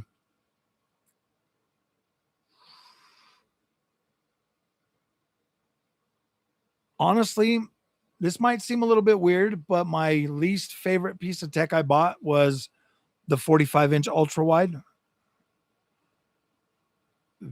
Just because the PPI on it is so stretched that my 39-inch looks significantly better. But it still looks good. It still looks good. That's why it's sitting on my sim rig and not over here, because I did buy it because I wanted a bigger monitor for my open world games. But once I saw them on there, I was like, nope, we're sticking with 39. I don't hate it. I don't hate it. Like, let me get it straight. Knowing what I know now about the 45-inch monitor, I would still buy it for the same reason that I have it right now for sim racing, because it looks good on sim racing. But my 39-inch ultra wide is by far my favorite monitor that I've bought. I still love my 2 4K dual modes, but my 39-inch ultra wide is my favorite for my open world and racing games. The console tricks, Onyx, honestly, they really do hold pretty well up against PC, bro, especially PS5 Pro. I'm telling you guys, PS5 Pro for $900 compared to a high-end PC for like 25 to $3,000, I think that you would appreciate the PS5 Pro for what it can do versus what you get from your PC at that cost level. You don't know how good it feels to just get a 60 FPS experience with good image quality on a 4K monitor until you actually see it.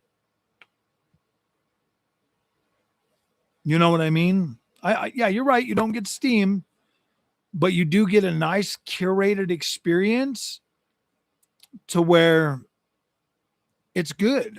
It's good. And I do prefer ultra wide. I'd pick ultra wide.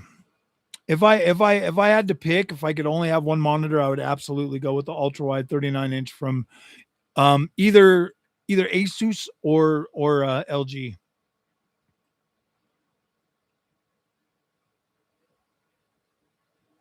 Absolutely, man. Tim, I think the 39-inch LG ultra wide was the best choice that I made. PS5 Pro, it's good enough for me. I may get crisper TV. I think you should go with 32-inch 4K Cookie Monster. That looks incredible. The GameSir Zoneless Zero Zen Zero was the worst tech I purchased this year. Just not a fan. I bought the Asus the ROG Raikiri 2. I love this controller. It's incredible. I've been using that one since I bought it. My favorite Xbox controller, hands down, is the Revolution X Unlimited. This is by far my favorite Xbox controller ever made. By far. But I like the ROG. I like the ROG Raikiri 2. It's a good controller. I do like it, and it is reasonably priced for what you get. Yeah, dude, you want the better pixel density, especially with PS5 Pro. The consoles, you want a tighter 32-inch 4K is probably the sweet spot. For in my opinion, I was gonna do a video between 4K and ultra wide. Pretty soon I'll be doing one to like. Oh yeah, like the stream. It would be awesome if you guys liked it. It would make me feel good inside, warm and fuzzy, and I would be a happy toad, a happy frog. I'd be happy. We could probably get rid of the green light. You guys, we can go back to regular.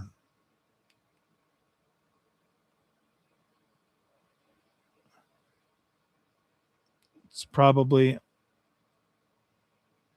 Whoa! Look at that, dude. This camera, this camera with the lights, bro, is not as good as my Sony. I'm using my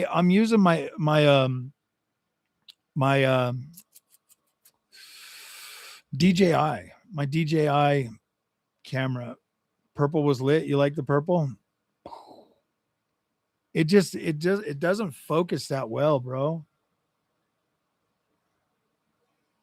The green probably looks the best with this lens.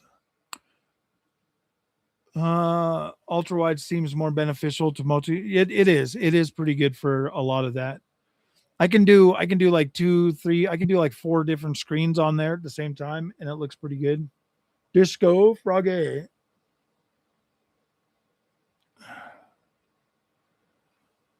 IO, I want IO to go back to Hitman. Bond is all right, but I want him to go back to Hitman. I think they did a good job on Bond, but I like their Hitman better. Hitman, at least I know what I'm getting myself into. With Bond, it has too many ups and downs for me that it slows down the game way too much, way too long.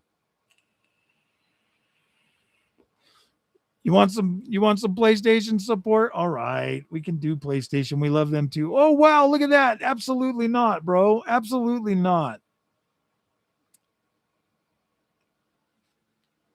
Not with this camera. I mean, it's either AMD or Nvidia, bro. AMD or Nvidia or just regular orange.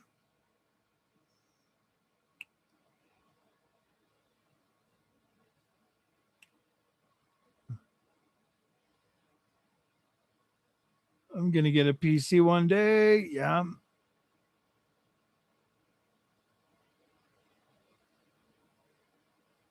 You guys like the purple? I just think like it completely like gets rid of my whole face, bro. That camera does not know how to adjust very well for this. Pink, it just looks like purple.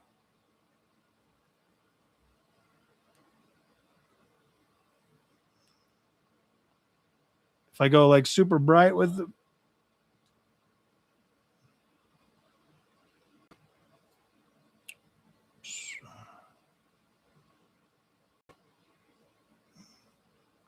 let's try that. Yeah, see, even that.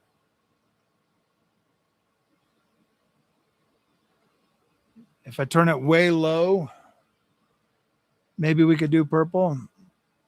Blue still is too much. Purple, pink, this blue, green. Yeah, green looks probably the best, guys, honestly. At least for a backlight. So you just try in a FSR 4 and it's not a massive difference from FSR 3.1. Hope people don't upset.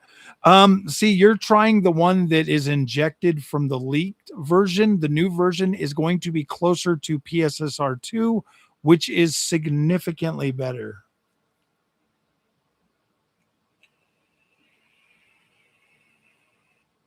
I like orange too, but this orange doesn't really give me like an orange. It gives me more of like a white, a white or color. See, that there's orange.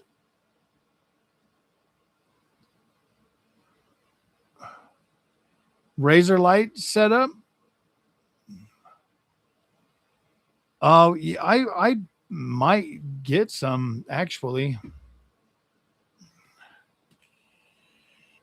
Yeah, that's why I was like always laughing at freaking like Fabio when he would keep running off with that int 8 stuff, dude. Once I tried it on my 7900 XTX, I was like, yeah, dude, it's not really doesn't really make a good enough difference to me, bro. See, it looks white. But if I go to AMD colors, you guys want some AMD in your life for a little while?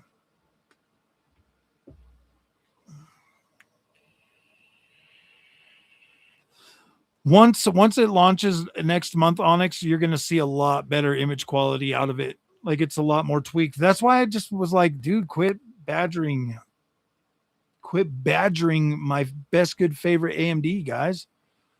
Int 8 PSSR2 version is gonna look significantly better. A lot better. A lot better. Sony in collaboration with oh, I get trolls all the time, bro. Frame rate X, we had to get rid of him though. Honestly, once I went multi-platform and took the channel more multi-platform and less negative about everything else, the trolls have died down a lot. I just don't pay him any attention anymore either, you know. People that watch this channel,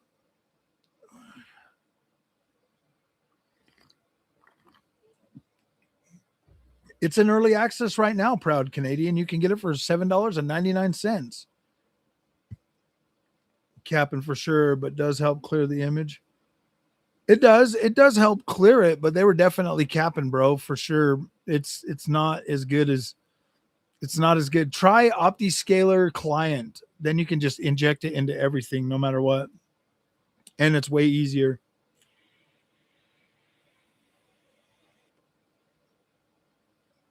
This is an early access channel for real, huh? The clicks. LOL. I don't really chase the clicks anymore, bro. Trolls add to the views. You're right, but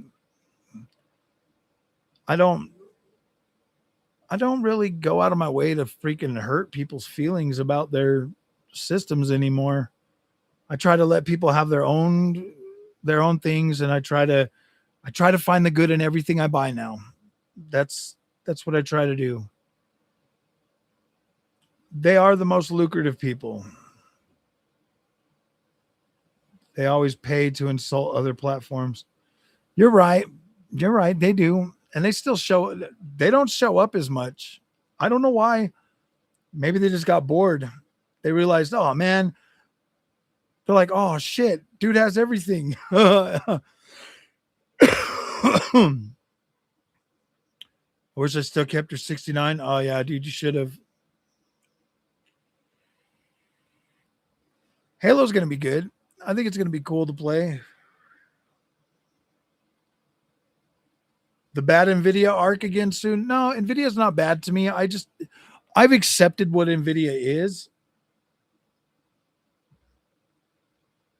And I know that Nvidia is a lot more of an important company now than they've ever been. Nvidia is a very important company now, whether you like to admit it or not. The demand for their technology is super high. And so that's why I think gamers should probably start making their way over to AMD, just so that you can avoid the hardship, man, that's going to come with trying to get Nvidia products. I think that AMD will absolutely deliver a good enough gaming experience that you'd be happy with it. I think you'd be happy with it. Yeah, Nvidia is still going to be the envy of everybody, like he just said. That's funny. But AMD is committed to delivering a good gaming experience, and their two top clients, Xbox and PlayStation, keep them a lot more grounded toward gaming.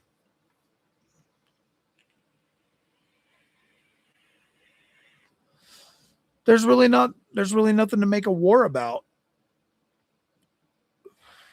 There's really nothing to make a war about.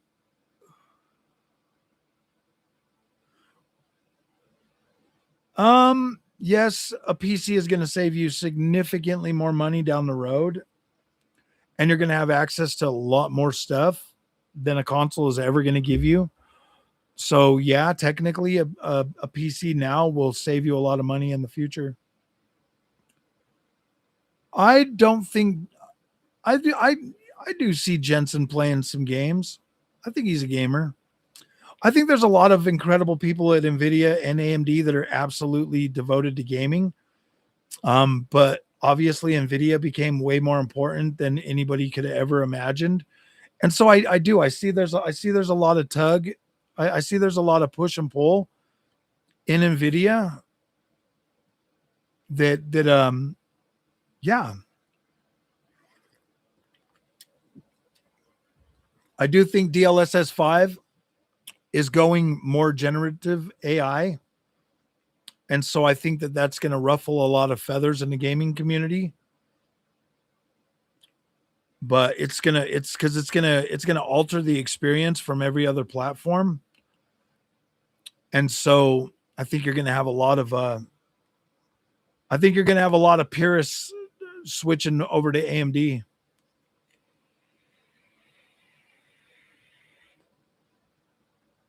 For a console gamer for a long time. I just got into PC gaming this year, and yes, it's a lot cheaper. Yeah,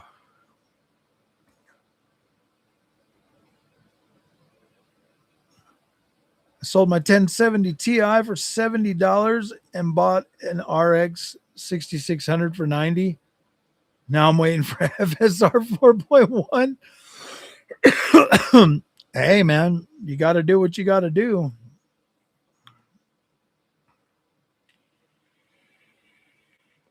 I like nostalgia though, man. I do. Nostalgia convinced me to buy the Mortal Kombat um, greatest hits game or whatever, and I played it for 10 minutes. Raw performance and less AI. I think the AI is going to take over pretty soon anyways. Trying to get away from it, it's not going to do you any good. It's baked into everything now. The foundation has been set. The money's been spent. You're not getting away from AI. If anything, it's just going to get more overbearing. They're going to start trying to find every way possible for you to need it so that you have to buy it. What are the implications of AI taking over everything? Probably nothing horrible. Probably just we're still going to get games that are just going to be more AI focused. That I don't think it's a bad thing. I think we're just in the beginning, like we're in the growing pains. It's like going from horse-drawn cabbage to cars, carriages to cars. That's where I think we're at right now. I think as soon as people realize that you can step on the gas and go faster, think people are going to be like, oh yeah, okay. Raw performance, yeah, raw performance is definitely in the past. Even my 5090 still gets brought to its knees for ray tracing. I see AI as an incredible future tool that's going to make our games look cooler and run better. I don't have a problem with it anymore. If developers are on board with it, I don't really care. As long as the story's still good of games and the combat's fun, I don't care, bro. I play games to get away from real life, so it doesn't really matter to me.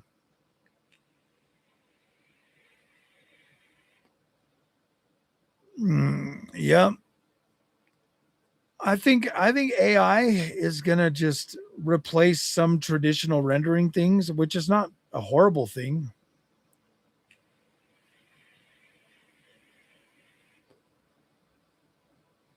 Ruins the experience for people that don't have ray tracing hardware. Not as much because developers are still baking.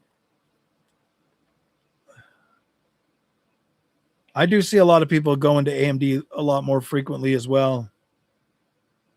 AMD's biggest problem right now is they don't have a card that's super powerful, but they don't really need it. I think most people just are still stuck in the old marketing cycle of more power better, whereas AI is good enough to like completely clean up your image and make your game run smoother.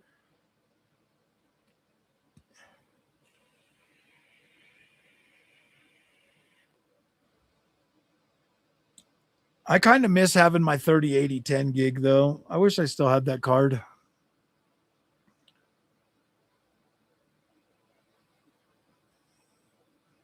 but I don't want AI making art unless they improve it. I don't think we would really know the difference here in the next little while anyways. So I'm not too upset about it. I kind of liked what I saw with DLSS 5. I'm not going to lie, I kind of liked it. I thought it made the lighting and everything look very cool. I don't really care that it changed some of the visuals.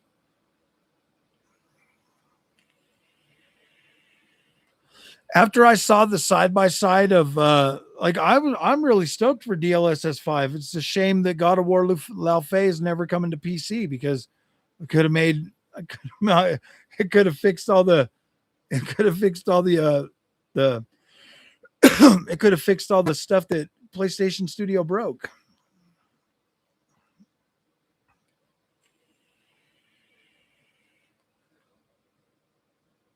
Yeah, but the backlighting kind of dropped in quality lately. It has. It definitely has. You can see 2x on every title in multiplayer. I have no complaints. Yeah, exactly, bro. I think frame gen is incredible. Honestly, I think people pushing against it are kind of weird. I mean, I get it. You know, if it's bringing a lot of latency that you can feel, okay, cool, turn it off. But if it's not and you can get used to it, why are you complaining? Your games are smoother now than they've ever been. Get back to your old cards. What one would you want? For me, I would probably go back to either my 3080 10 gig or my 7900 XT. or 7800 XT. I really like that card too. My Series S pushes Polygon. Froggy Messi with God of War. Ragnarok really twisted me the wrong way, bro. I just the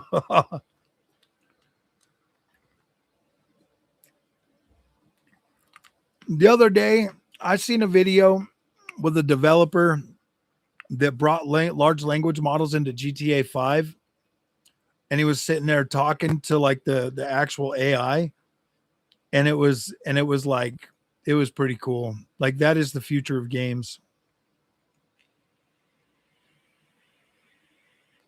To be able to have a large language model already downloaded on your 5090 or your PC, and then to put your game in there and then have large language models control all your AI, bro.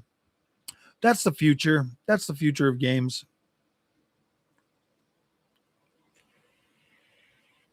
I did not like the ending of Ragnarok. I thought it was dumb. I hated playing as Atreus. Yeah, it's kind of a dumb game, man.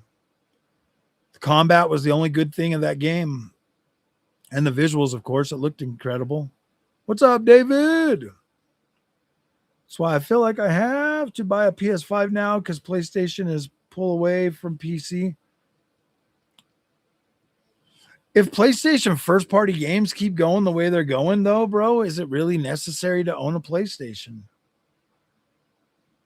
If they keep freaking destroying their freaking IPs, bro. I mean, I'm going to buy God of War Lao Fei, but if that shit doesn't come out to be good, I'm going to be upset. They didn't, dude. They did not do the ending of that game very well. Yeah.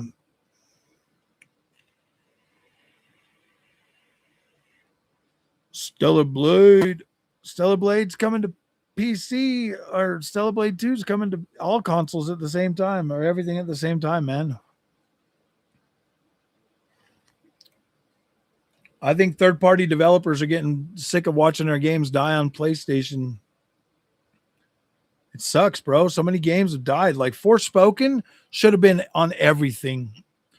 It sucks that that game had to die like that, bro. Like it really sucks. Forspoken was such a good game.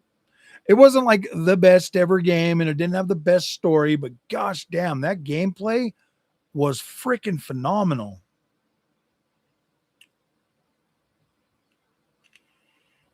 I do have a Discord channel. Will somebody drop a link? I don't have Discord downloaded on my PC, so getting a link is kind of a pain in the butt. I like Forspoken, Frogman. It's good. It passed the Froggy test. Gameplay was phenomenal. Story was decent. It wasn't like the best story ever, but it wasn't as woke as everybody says it was. It was pretty good, man. I liked Frey. I thought she was a good character. Definitely a good one. And they didn't uglify her. She looked just like she does in real life. Buttered sausage, LOL. Ha.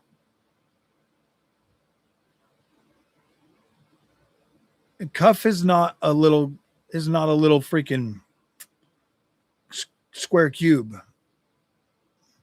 The sword part definitely reminds me more of it, but I did link it, but for some reason it's broken.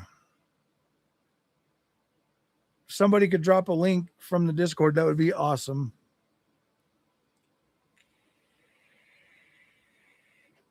PlayStation still has the best single player games. I think third party make the best single player games, bro.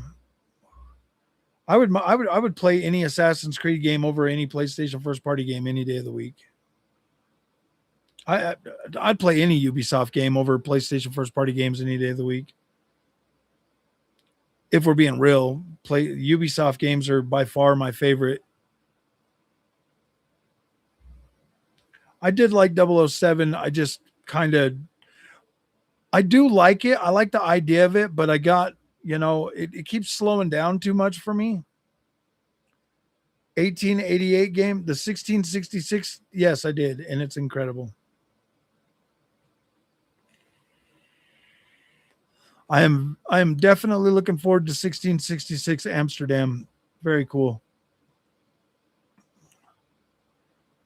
I don't get why they base a video game character off of a real life model then ugly. Yeah, exactly, bro. Sony used to make really good first party games, but then they stopped. And now I don't know what the hell's going on. Yep, Capcom is absolutely incredible, dude. They are firing on all cylinders.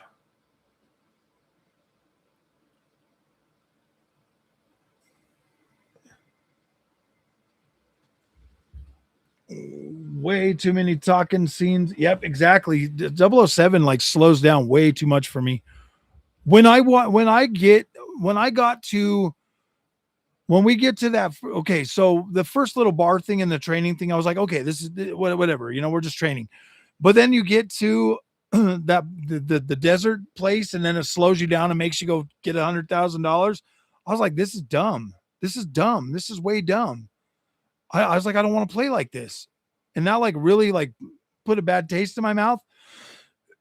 And then we get over to the part where I'm like going through the stealth section and doing all that. And I was like, yeah, this is getting good. This is getting good.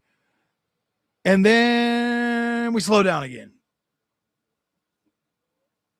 And I was like, gosh, damn it. Stop doing this to me, 007. And I started getting mad. So I just quit playing it.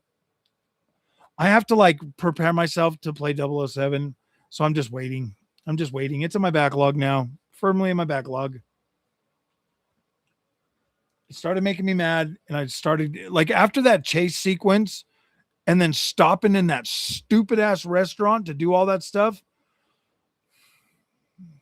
I started losing my shit, dude. I was like, I don't want to do this no more. I don't want to keep doing this.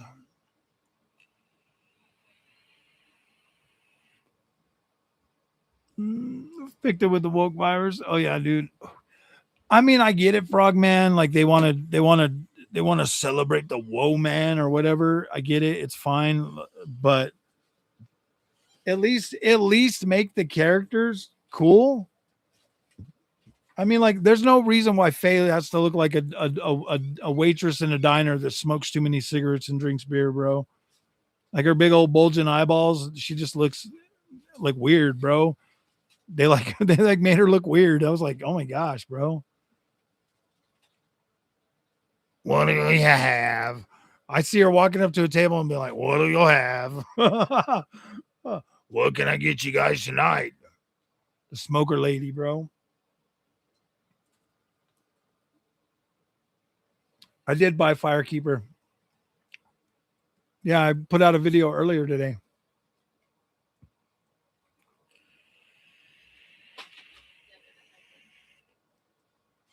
I use Eniba. Eniba. She's a warrior frog, not a model. Okay.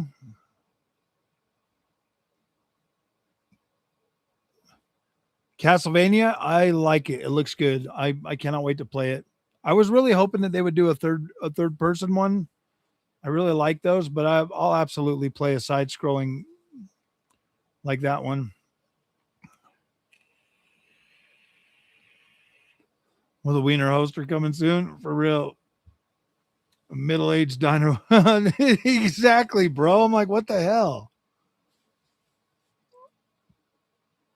7 years for Kratos. Yeah, dude. Another 7 years to play Kratos game, dude. I don't care about that franchise that much anymore. I just don't. I mean, if I'll play the original three when they remake those. I mean, but I think I'm done with God of War for the most part. I'll play Lao Fei, but in terms of like where it's going, like we'll have to wait. I mean, we probably won't even get a Kratos game next. We'll get a gosh damn freaking, we'll get a what's his name next? Atreus game. So 7 years after LaFay, we'll get Atreus, and then 14 years later, we'll get freaking Kratos and Frank the Cube, bro. I just don't care. Like I don't care to wait 7 years for another God of War, bro. I just don't, man. It literally sucks that we got to wait that long. That long, dude. If I had to wait that long for every Assassin's Creed game, dude, I'd be pissed. I'd be pissed.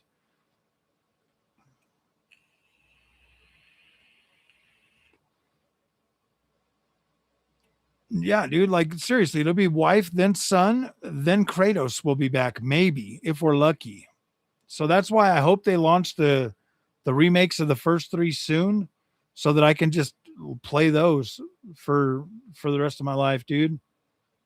14 years, dude. I'll be 60. I'll be 60 by the time we get another freaking Kratos game. Like I don't give a shit to try to play that combat at 60 years old, dude. It might be too hard. I'll have to dumb that shit way down and give me lots of yellow paint so I can see where to go. I'm not interested. Like right now, I'm in my prime. I want to play some cool ass games now, so that I have something to take me off into my twilight, bro.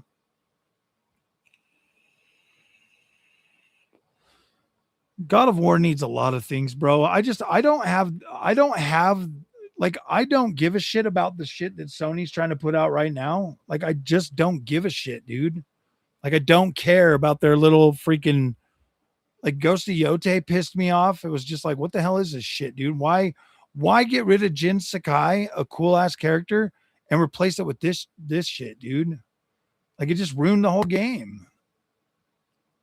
I want to see Nathan Drake come back. I don't give a shit about Interstellar. I just don't.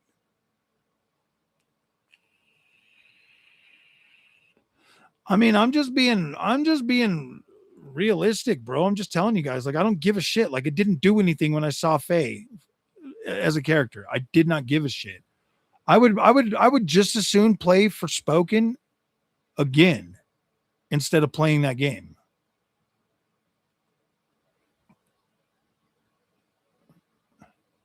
Hooked at 8 years old and will never look back from the terms of video game. For real, bro. If you don't agree with gender swap, yeah, exactly, dude. I think gender swapping is the most annoying thing in the world. I mean, I think it's annoying, dude.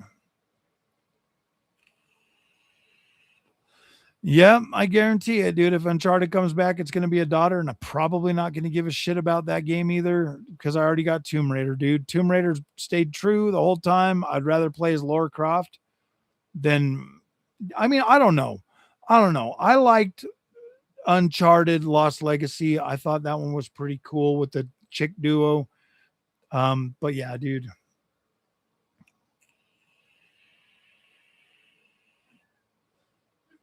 I just I'm not I don't know, man. Like I'm not like negative towards these games and like female characters. I played a lot of games as female characters, but I think they overdone it. I think they overdid it. Like they gender swapped every freaking male character we had from PlayStation in all of these games, and it just started getting annoying.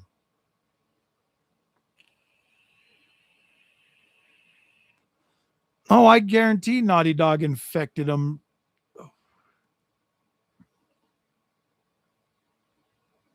I think third party games are the best. What's up, Happy Cloud Gamer? And they uglified. Yeah, exactly, dude.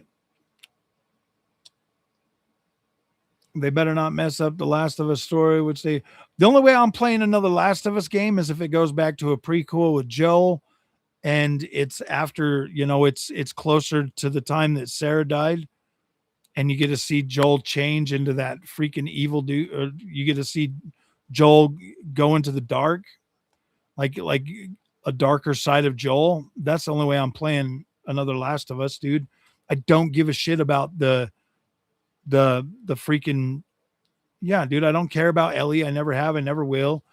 I would consider playing an Abby only game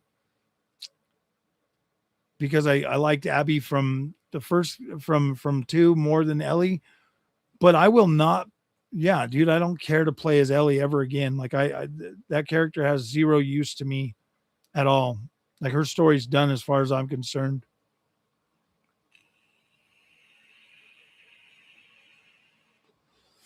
Yeah, I mean, if they go back and show, I mean, if they go back and do a pick up the story of Joel after Sarah, cool. I would absolutely play that. I would love to. I would love to feel or see and feel the emotions coming from Joel after losing his daughter because I lost my son. So I would absolutely love to see how that goes. In a world like The Last of Us, the world falling apart around him, that to me would be incredible. That is absolutely where I would want to play, but I have no desire to play as Ellie or Dina or any of those characters ever again. Like I don't care.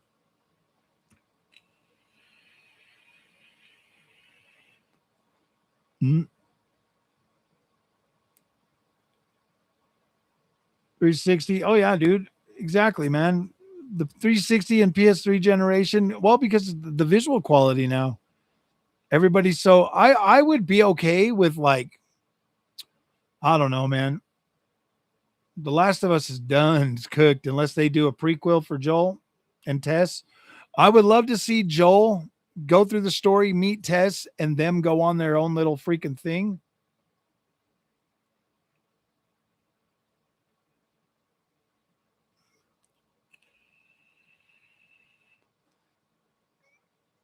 I don't think it was a mistake, Scoozer. I mean, Joel deserved to die. Clearly, I mean, like I don't feel. I'm not mad that they killed Joel, but that was the end of The Last of Us when they did, you know. And then Ellie getting her little revenge story or whatever, and that's fine. Like it is. It is what it is. Done, cooked. Don't need any more of those. Yeah, after Ellie, it's just that story's done. It's over with. Do a prequel with Joel after losing Sarah. That would be cool to see Joel and Tommy and everything. Yeah, that would be cool. I would rather go back as a younger Joel and experience that than anything else they could bring. I just don't think Neil Cuckman or Druckman has it in him to do it though. I think he would try to fill it with all of his little. He needs to leave all of that out and just do a straight like grieving story for Joel after Sarah died. That's what he needs to do. That game would sell so much and it would be such an epic AAA banger that I think that's probably the only reason why Sony continues to support Naughty Dog at this point is because of that, is because of that exact freaking scenario, because that would be the most incredible game that they've ever done. I just don't think he's got it in him, bro. I think he's too warped right now, too worried about inclusivity and all of that nonsense to actually do a game, to actually do what needs to be done.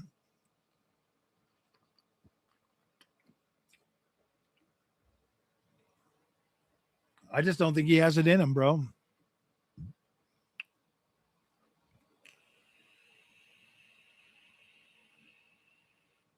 Yeah, exactly. I would like to see what caused the outbreak, how Joel does that after Sarah passes away, bro. Like those moments, and then like kind of maybe fast forward a little bit until he meets Tess. Like give us like a really good thing of what happened exactly right after Sarah passed away. Kind of go through that and then maybe fast forward to him meeting Tess and then seeing him like stumble through life as a grieving dad that just lost his daughter in a world like that. That oh my gosh, dude, shit. I'll write the story, man, because sheesh, man. After losing a child, man, holy crap, dude, your mind goes to some pretty dark places. And I would, yeah, dude, I think that would be the best story that they could tell for The Last of Us.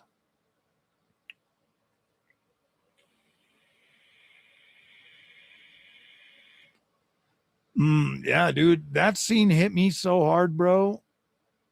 That hit pretty hard.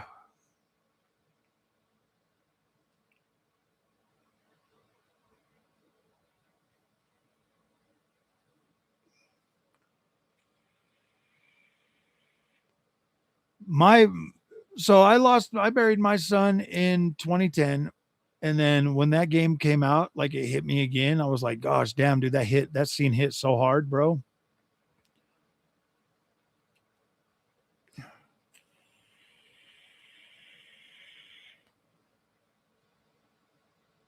Did you see the Mortal Shell 2 game? I did. I did. I liked Mortal Shell 1. Mortal Shell 2 looks pretty good, but I think I'm more interested in probably Lords of the Fallen 2. I just want to play it and see it. Oh man, that was a long time ago, bro. Yeah, that flag is pretty badass. We need to go back to Nvidia Green, huh, baby? We need to talk about Nvidia Spark, RTX Spark. Green looks more lively than the red. It looks so doomy and gloomy. I wish you guys would like cut this stream up and put some of these cool talking points out there so that Neil Druckmann can see what we want, what gamers want. I just don't think Sony or him have it in them to actually do something like that. I think that'd be a masterpiece, an absolute masterpiece. Quality Living Center flag. Yeah, for real. And the EBT accepted. I don't either, Mighty Issa. I don't mind LBGT characters. I don't really care. But when they like try to force it in your face, Cliff notes for the Xbox showcase. I don't know. The Xbox showcase was pretty good. I thought it was good, but when it comes to the showcases, I think the Summer Game Fest was probably the better one.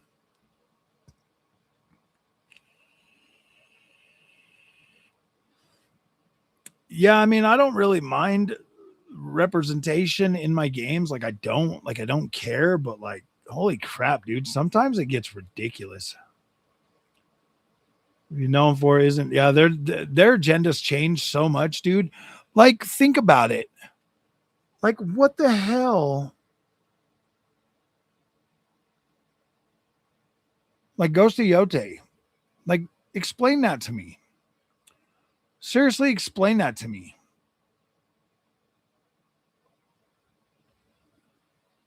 Are they literally just trying to prove a point or like obviously Sony's good at making good games. Like we all know that. We've had Sony for 5 generations. We know they can make badass characters in games. Clearly they can't do very good woman games. They're not very good at that. They're not good at that. Well, I mean they are, but they have to be their own game and their own story, like Horizon. Horizon Zero Dawn was incredible. Horizon Forbidden West, still pretty good, but then they freaking dragged in the whole freaking LGBTQ stuff and just kind of made that dumb. And then they're gonna do Horizon Hunter's Gathering that looks absolutely mortifying. It just looks stupid.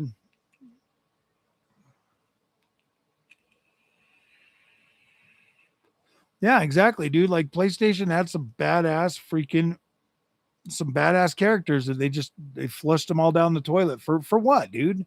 For what? For what? Why Sony? Why did they do that? I don't get it. Like it doesn't make any sense to me. I mean, if they want to create female led games, please create new IP. Okay, create new IP and make some good games, some good female characters. I mean, one thing that I can say about Forspoken is they created a brand new IP with a brand new lead, created a brand new character. They didn't uglify her. She looks exactly like she does in real life. And it wasn't the best story in the world, but the gosh damn combat and the fluidity of movement, the story was easy enough to follow. I mean, it wasn't like on the Hogwarts, it wasn't on like Harry Potter level magic, but it was still good. It was still good. It was still a good foundation for a new IP to move forward. But unfortunately, it came at the wrong time. It came at the wrong time. The whole woke thing was getting out of control. And I think that that game suffered because of that. Because I don't really think it was woke. It was just, it just came at the wrong time. Play it, Cookie Monster. Forspoken is incredible. Uglify, yeah, you know, like taking the main actor and like making her look different, like that's crazy.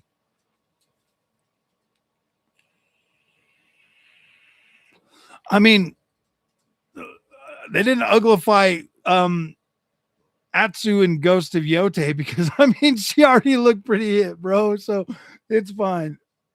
It's like okay, and then the other one from Insomniac's new game, I'm just like, what are you guys doing, man? Like, what the hell is wrong with PlayStation these days?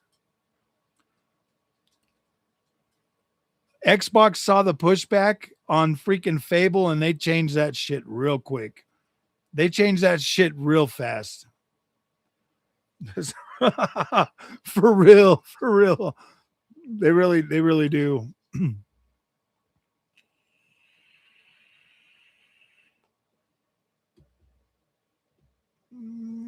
Politics is in everything. I miss the days. Yeah. Politics were different though in the 360 generation, bro. Politics were different.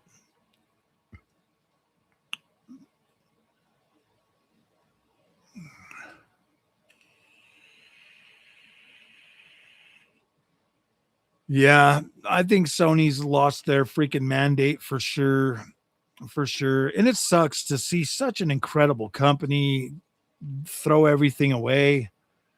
You know, they're burning through freaking 5 generations of incredible characters and incredible freaking IPs in just one generation, bro.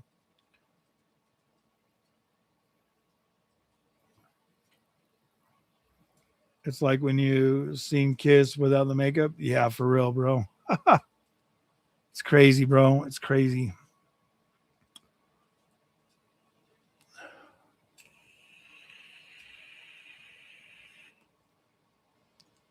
Uh, uh, I don't know, man. I think that, but if you watch the new freaking content from Fable, like the new trailers and stuff, yeah, dude, they absolutely fixed that. Um, they absolutely fixed that. Horizon Forbidden West, I didn't play. Oh, Horizon Forbidden West, that one was all right. Just don't buy the DLC and you'll be fine. I thought it was pretty good. I liked it. It had a cool story. I want to play Forza. I want to play Horizon 3, but apparently we're not getting that for a very long time. Well, thank you, buddy. I appreciate it. We're just never getting Forza Horizon for Horizon 3.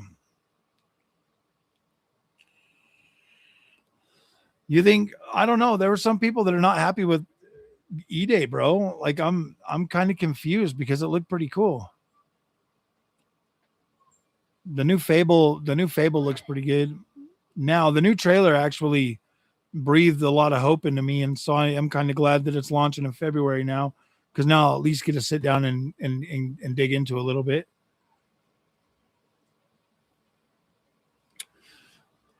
Um, E Day to me looked pretty cool. Like I like the new cover shooting and stuff like that. Still looks pretty janky in shooting though, but it will be all right. Turn around and take over from Sony. I hope so. You don't care about Fable? I I played it when it was a new IP, and I liked it back then. Go, Candy. Go outside and go potty. Go potty. Go potty. I think she's deaf. Killzone would be very cool to bring back, but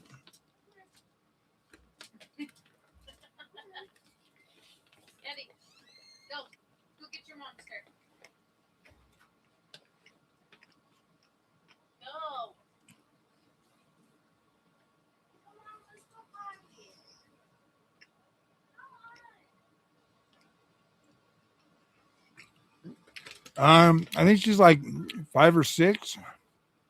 Is Pandy 6? Yeah, Pandy's exactly 6 now. It's the summer. I think she was born in March, May, May of 2001 or 2020.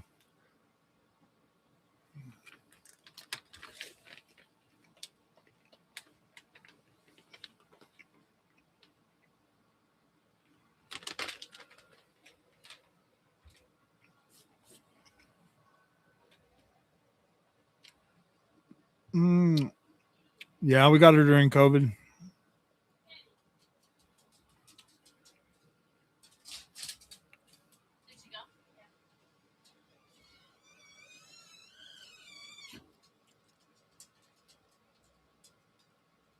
No, she was born in 2020, May of 2020. She's a 6-year old.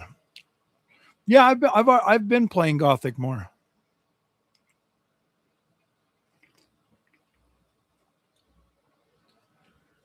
I just didn't want to let all these incredible views slip away after all these showcases, man. Wanted to get out here and talk a little bit about my excitement levels. I mean, I'm still like really excited for like Assassin's Creed Black Flag remaster or resync. Like I'm like really excited about that game. Oh shoot. Huh. Yeah, dude, I'll be playing that one. Dogs make the best pets. I like cats too though.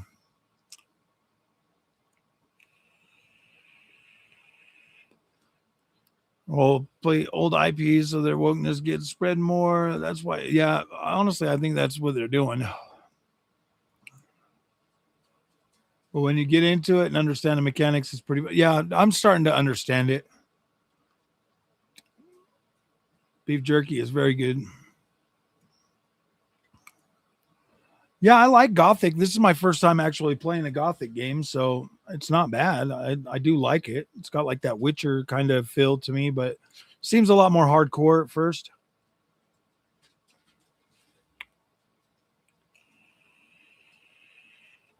I always knew that I always knew that Ubisoft was going to outshine PlayStation from Assassin's Creed 1.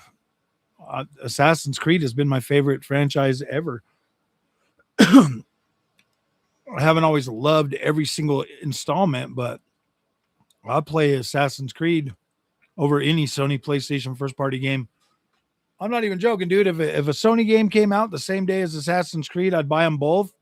But I guarantee I'd be playing the Assassin's Creed 2 completion before even starting the PlayStation 1.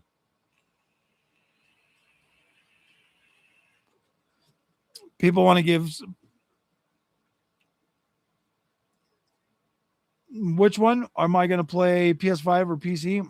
Oh, PC and PS5 and possibly Xbox and Switcheroo.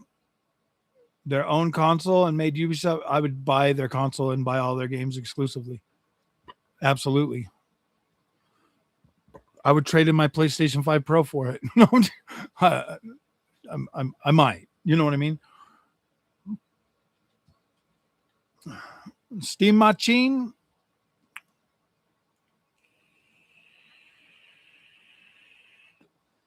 I wish the marketing would be better. Yeah, I wish that they would actually bring out um at least the pre-orders for it. The Division, yeah, dude, exactly. Ubisoft makes some incredible games. I think I think because Ubisoft puts out so many games so quickly, bro. That's why it's easy for these little clickbait YouTubers to hate on Ubisoft because there's so much content. Like they put out a lot. I mean, think about it, dude. You get what, 3, 4 Ubisoft games a year? And then people are just always consistently trashing them. And then they support their games long freaking term too. Like, holy crap, dude. I'm kind of annoyed with my fellow gamers.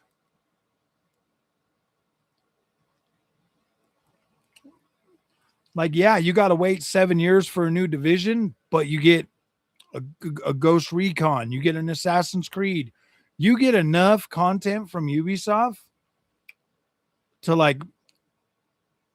And the thing is like the whole time they're building the new game, they're still supporting the game. Ubisoft is pretty damn good, bro. Like they make a lot of good IPs. Ubisoft has more IPs that are my favorite than freaking PlayStation at this point.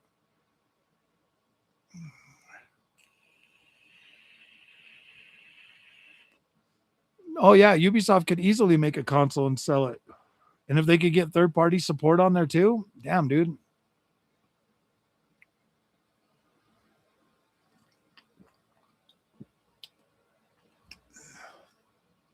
It's the only choice now for lottery shooters apart from Warframe. There's no other good looter shooters out there. Yep. Yeah, dude, Division 3 is going to be coming soon. I think you'll get Division 3 next year. Like I think Division 3 is next year. And I think Ghost Recon, I think there's a new Ghost Recon either coming this year or next year. Sandfall's pretty good. Nintendo, Capcom is absolutely killing it right now. Naughty Dog and Rockstar, in the time that we've seen the two games that have come out from Rockstar, we've seen multiple Ubisoft games with iterations, and we still haven't even gotten a 60 FPS patch for freaking Red Dead Redemption 2. How is Rockstar better, bro? How is Rockstar better? We've seen Ubisoft update multiple games to 60 FPS, and Rockstar can't even be like, oh, okay, here you go, here's 60 FPS. They can't even do that. How are they better? They do make good games, but how the hell are they better? Like I don't get the thinking of that. Like I'm not saying that you're wrong. They do make good games. I'm just saying that like it's kind of unfair to say that Rockstar's better when they don't even give a shit about their gamers enough to like actually give them what they want, bro. They would rather nickel and dime you to hell when Ubisoft puts out multiple free updates for their games and doesn't even ask a dime from you. They just want you to play their games. And they try to make them so that everybody can play them, man. It's crazy. It's crazy that Rockstar gets so much praise when the only thing that they put out, I mean, they put out one game every 7 to 10 years, and then they don't even support them long term except for like microtransactions, bro. I mean, think about it. They brought out, I mean, I think we got a free upgrade for GTA. No, we had to pay for it. Didn't we have to pay like $20 for that? Didn't we have to pay $20 for the upgrade on GTA 5 with the ray tracing and all of that? Didn't we have to pay for that update?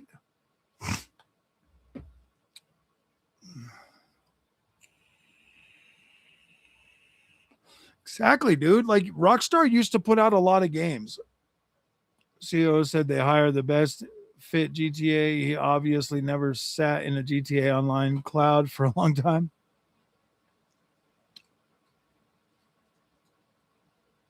It's only exciting because of the budget. Ubisoft makes some incredible games, bro. Whether you want to admit it, I mean that's fine, bro. You don't have to like Ubisoft games. I don't expect you to. There's a lot of negative, there's a lot of pushback out there against Ubisoft, and I get it. Like I understand the sentiment for Ubisoft, but they make some of the absolute best games that I've ever played in my freaking life, dude. They are very engaging for me. I play the shit out of them. Takes so long to make their games, but the longevity lasts so long over. Um, I don't know. I mean, I guess if Ubisoft made live service games, maybe, um, Division 2 is still going strong. Division's still going strong. Rainbow Six is still going strong. Um, all these games are still going strong. Even freaking For Honor is still going pretty strong and gets updated all the time.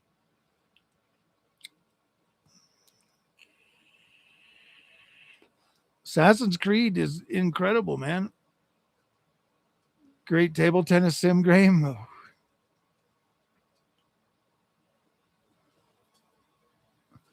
I love Ubisoft games, man. I think they deliver some of the best open worlds ever made. I love climbing the tower and unlocking parts of the map.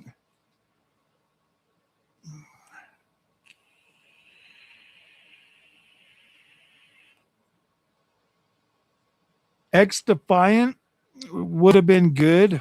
I liked X Defiant, dude. I thought it was on par to freaking the thing is the Ubisoft tax, bro. Like there's so many content creators out there that just go hardcore against Ubisoft. They influence a lot of people to stay away from Ubisoft games, guys.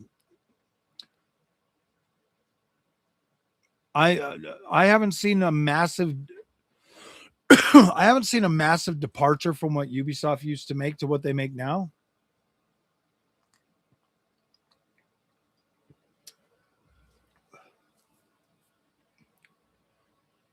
Why are they useless? Explain to me how they're useless, bro.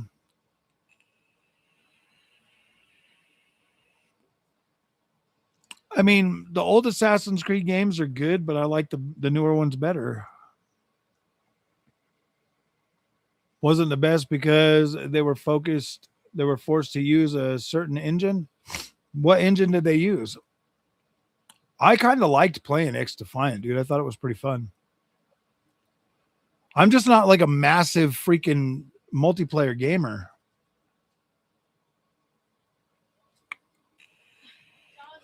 Their production takes a lot longer than a year, bro. They're up to like 4 to 5 year dev cycles now on their games. They just have multiple studios making games at the same time. Hello, Xlands Gaming.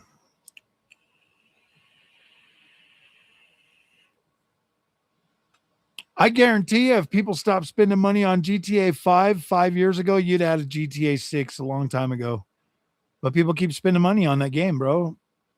So they're like, all right, well, if it's bringing in money, who cares? That's the thing, dude. That's what holds you guys back from getting new games from Rockstar, is because you keep spending all that money on that game.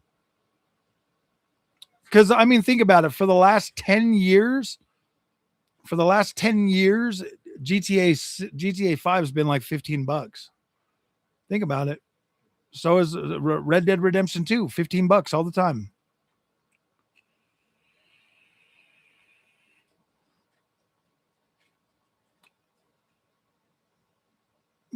Rockstar is a bestseller because people play them games a lot with their friends. Ubisoft usually makes single player games, bro.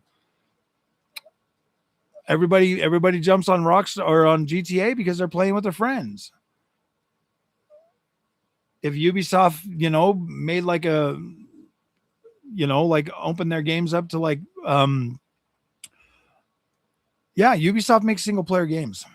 There's a difference, bro. You play through a single player game and you usually move on. GTA has GTA Online.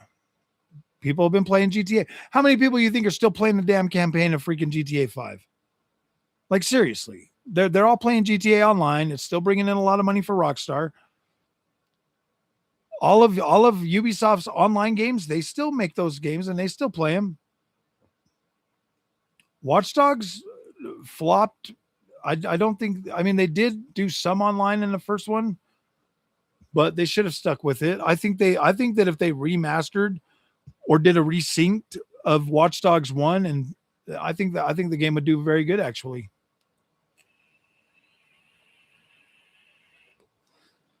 Yeah, it is, but I mean Rainbow Six Siege, when Rainbow Six Siege 2 comes out, it's going to be a freaking banger, dude. Like Rainbow Six Siege is going to be Rainbow Six Siege 2 is coming soon and it's going to be incredible. I played a lot of Rainbow Six Siege when it first came out. Cars, guns, realism was why people love GTA. It's going good, Power Dave. Uh-huh.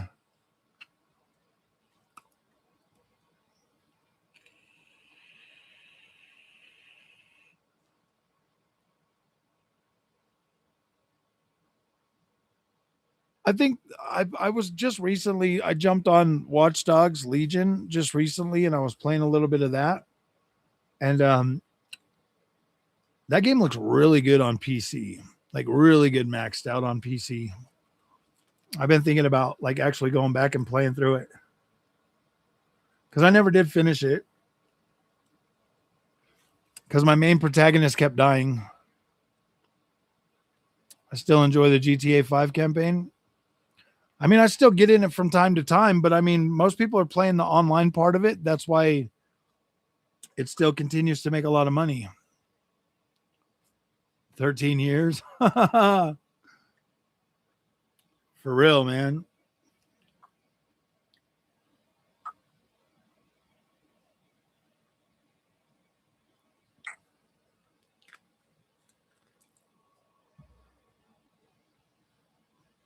13-year-old game and people still play it. Yeah, that's true. That is true.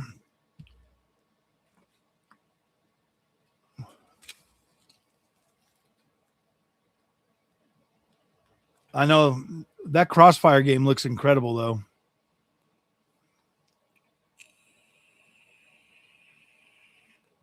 You jumped into it 10 years late and was confused. Yeah, I was confused what to do with it too. I don't, not something that I play a lot of.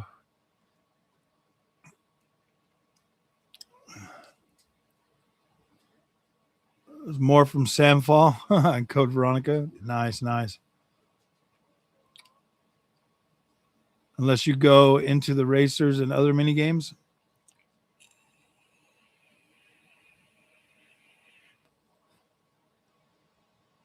But the wait's always worth it. Oh, I'm pretty sure GTA 6 is going to be an absolute banger. Like, I'm not saying that it's a bad game. I'm just saying that there's Ubisoft games to play in between those long wait times. I mean, we've already gotten since Red Dead Redemption 2, we got Assassin's Creed Odyssey right when the same year. Then we got Assassin's Creed Valhalla. Then we got Assassin's Creed Shadows. And now we're getting Assassin's Creed freaking Black Flag resynced. 4 games in the same time it takes them to make one game, bro. One game.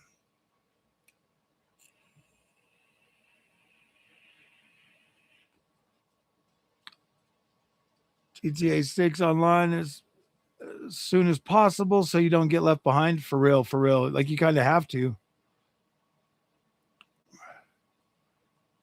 E33 way too much. No game I've ever played comes close to it.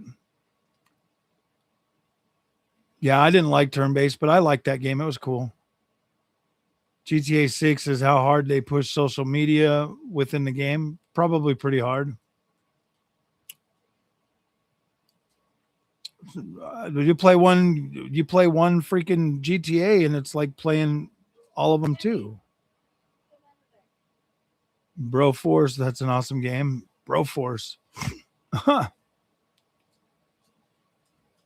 All right. Don't forget Crimson Desert Frog. Yeah, Crimson Desert's a good game. I like it. I just haven't played it for a few weeks though. I put like 80 hours into it.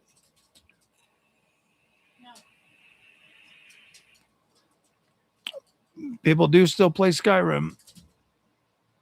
People are still playing freaking Assassin's Creed games too, guys.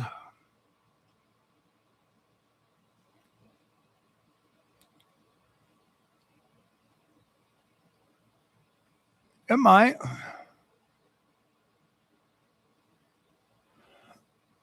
Ubisoft should try a game like Red Dead Redemption 2. Eventually.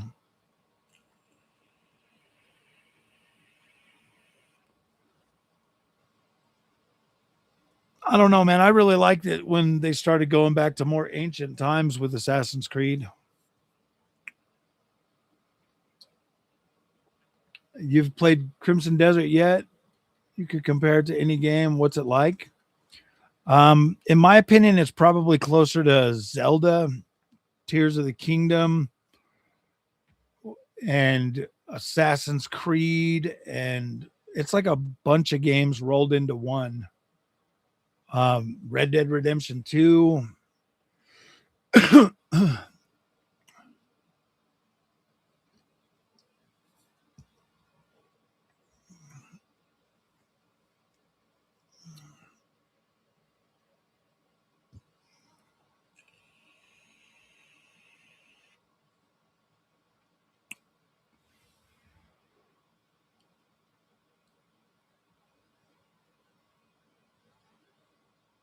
I'm ready for Onimusha.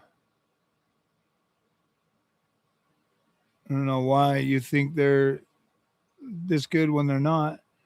Um, well, I go by my experience. In my experience, I've put significantly more time into Ubisoft games than any other games on on the planet, except for maybe Witcher 3. Um, so apparently I like those games. I put more time into freaking Assassin's Creed Odyssey than I did Red Dead Redemption 2. Like I literally rushed through Red Dead Redemption 2 so I could get back to playing Assassin's Creed Odyssey. Wolverine, I'll play it.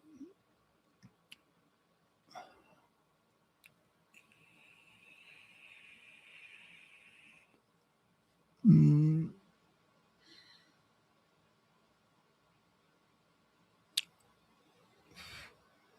I mean, nobody's saying that like Rockstar makes bad games. I hope you guys understand that. Like nobody's saying that I don't. I mean, I definitely think they make good games, but I'm saying that uh, I play lots of games. The Thermaltake dual PC case they showed off at Computex, I didn't. You're gonna buy it? Nice.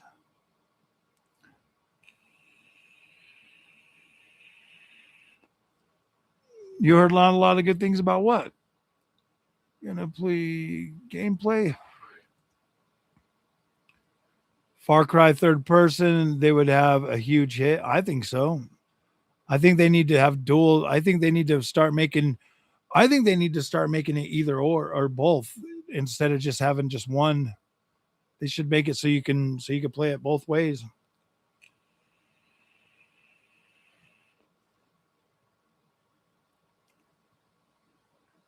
Steak and Omega Red in the same game. Games feel dry at the moment. I don't feel dry. I feel overwhelmed. Smoothest horse riding in any game. It is pretty good. It is pretty good. Far Cry 5, but first person makes me sick. Far Cry 5 in third person would have been very fun. In third person, 6 too. The most overall frog since you started gaming. Um,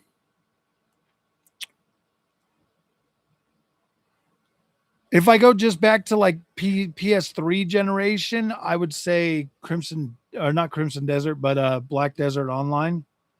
I put a lot of time in that game, but probably like Gran Turismo, dude. I put a lot of time in racing games.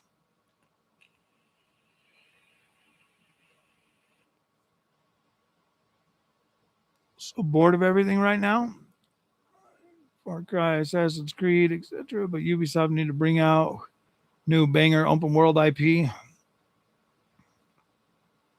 What games do I suggest you to play right now at this very moment? I would go pick up Assassin's Creed Shadows and play that. See if you like it. I thought it was pretty cool. I like Shadows. Maybe some Watch Dogs Legion. You could probably get that one pretty cheap and play around with it for a little while.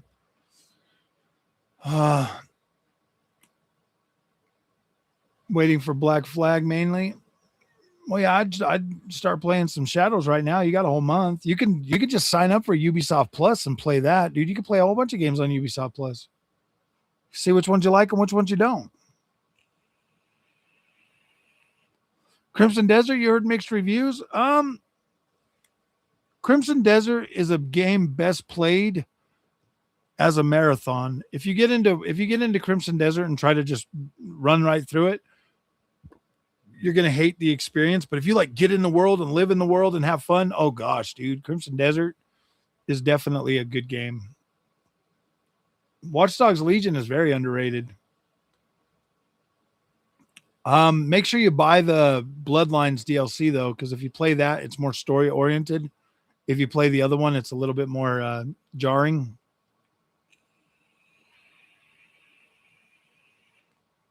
German track, which is most driven track in any racing game. Yep. Oh, Nordschleife.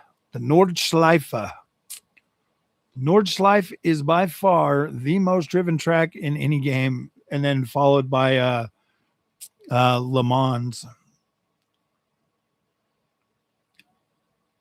We'll start having the time to game next week or two. There's already a few games that, oh yeah, for real, bro. Last Ronin absolutely looks crazy.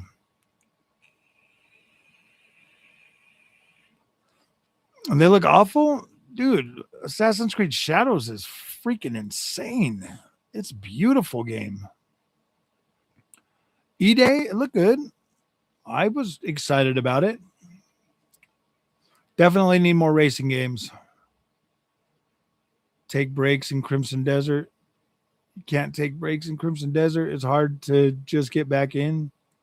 So you have to clear 200 hours. Yeah.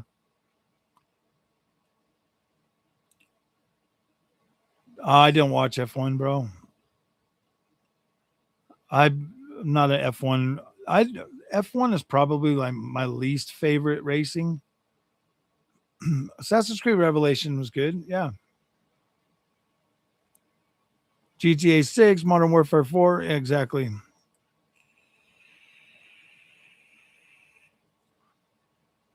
Excited to see how the crew. Yep. Yeah, I beat Resident Evil 9. Very good.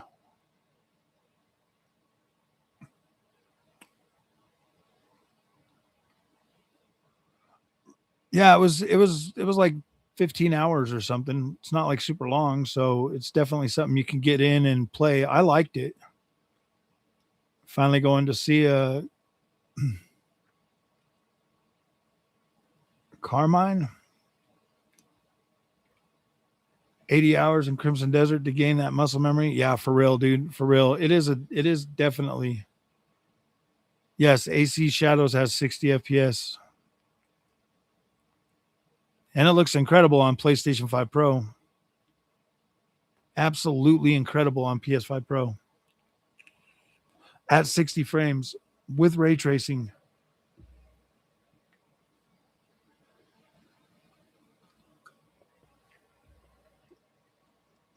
Honestly, I think you would like Assassin's Creed Shadows. I think a lot of people would, man.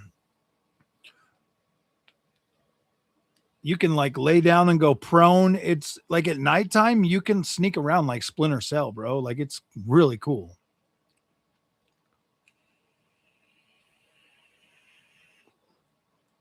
It makes fight controls. Yeah, yeah, exactly. 4-player co-op campaigns with Gears of War, new Halo. Yeah, dude, that's cool.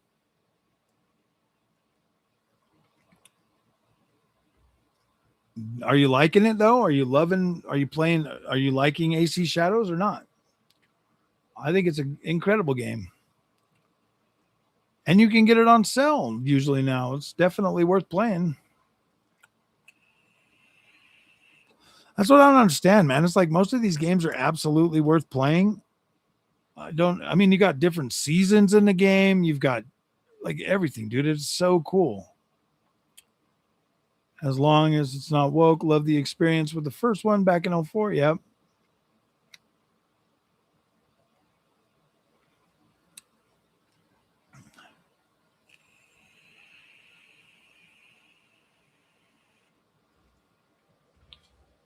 I think the Assassin's Creed games, because of the different time periods, that's the reason why I really like them a lot. I like going to different time periods, even if it's legitimately the same gameplay.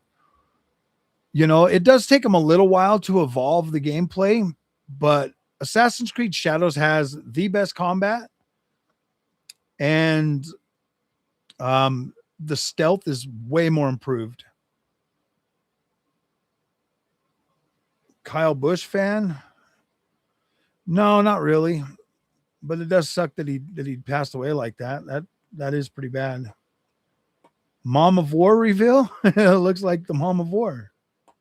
The story is pretty good. Okay, so the story centered around Assassin's Creed Shadows is in Japan, Naoe's mom was an assassin. And then you've got Yasuke, which is, a retainer by Lord Nobunaga. And so you have like the gosh, I don't know how to say the Japanese name, but essentially like the hidden, or not the hidden ones, but the Templars or whatever are like this Japanese, like there's like 12 of them or something, and they're like samurai or whatever, and you go around and you take them out. But there's like a whole bunch, dude. There's a lot of content in Assassin's Creed Shadows, and the story is pretty good. Just play the canon. You can go in there and choose canon or like free for all or whatever. if you choose the canon story, it's really, really good. North Korea DMZ map looks dope. Yeah, it did look pretty good. If they really do the body cam, I think it's gonna look good. No, I still got my 5090. It's right here.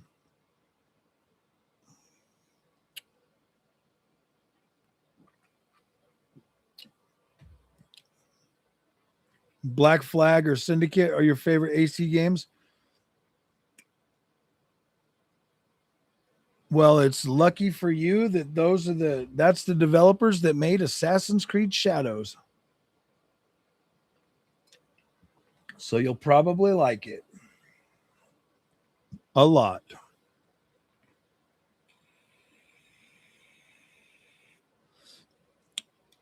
Naoe and Yasuke, they have their own separate stories that you can play. I'm not scared to use it. I just only use it when I'm playing like path tracing type games. Unity is probably definitely one of my top favorites, or Odyssey is my favorite though.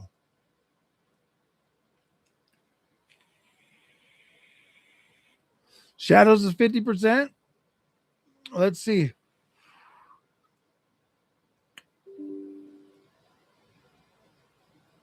Ooh la la, ooh la la. Ooh la la la.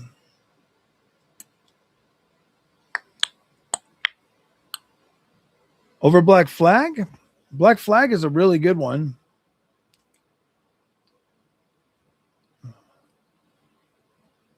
Shadows. Oh yeah, dude. Assassin's Creed Shadows is only $34.99 right now. Who do you up and buy? $15 for Valhalla. That's a good one. Mirage is 20 buckaroos. That one was pretty good. Definitely a smaller game though, but I'd still like it. Unity is only $7.50. Origins is $9. Dude, we got a little over a month till Resynced comes out, dude. I'm so excited for that game.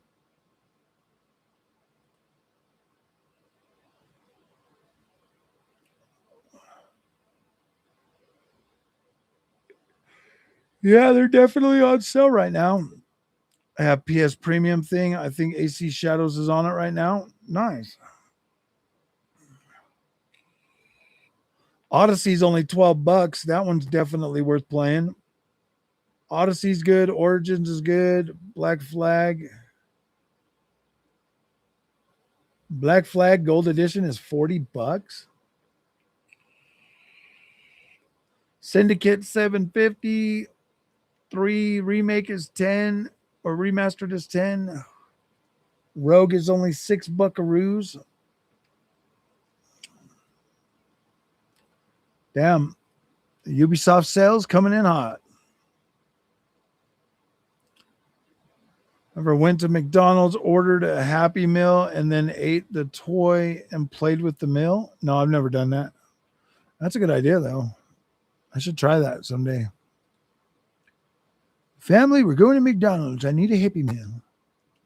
Happy Meal.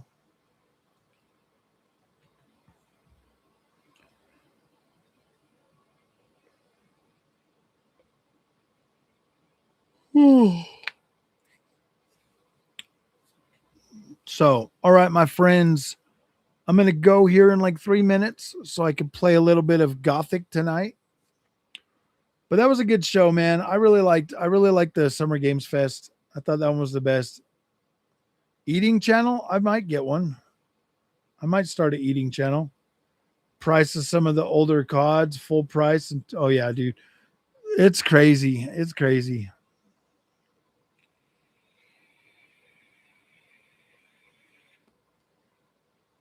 Bricks and minifigs.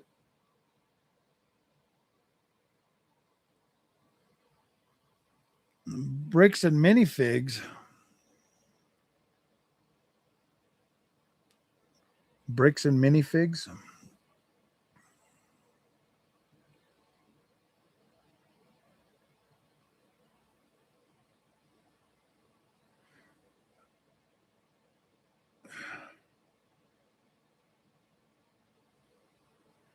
Oh, like we were just at Bricks and Minifigs a couple of like a month ago. The Lego scandal rocking YouTube entire state of Utah. The Bricks and Minifigs reckless Ben beef is breaking containment and can no longer be ignored. I have been buried under a series of story tips and reporting leads that I'm excited about. I think are important, anxious to get into the world. But I woke up today and realized that I could simply no longer ignore a simmering drama that has been on my radar for weeks that is now breaking containment and demands attention. The YouTube Lego drama, aka Bricks and Minifigs scandal. Fortunately, impossible to succinctly or fully explain the YouTube drama, Lego drama, for I believe it is impossible.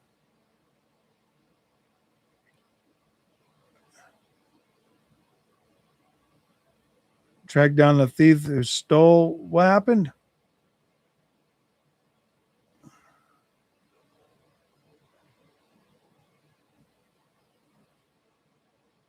I don't know. I'll have to check it out, but I'm gonna jump on some freaking Gothic right now.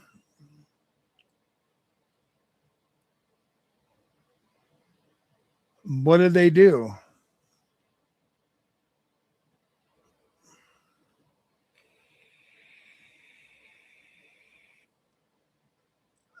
Selling the tires first for what?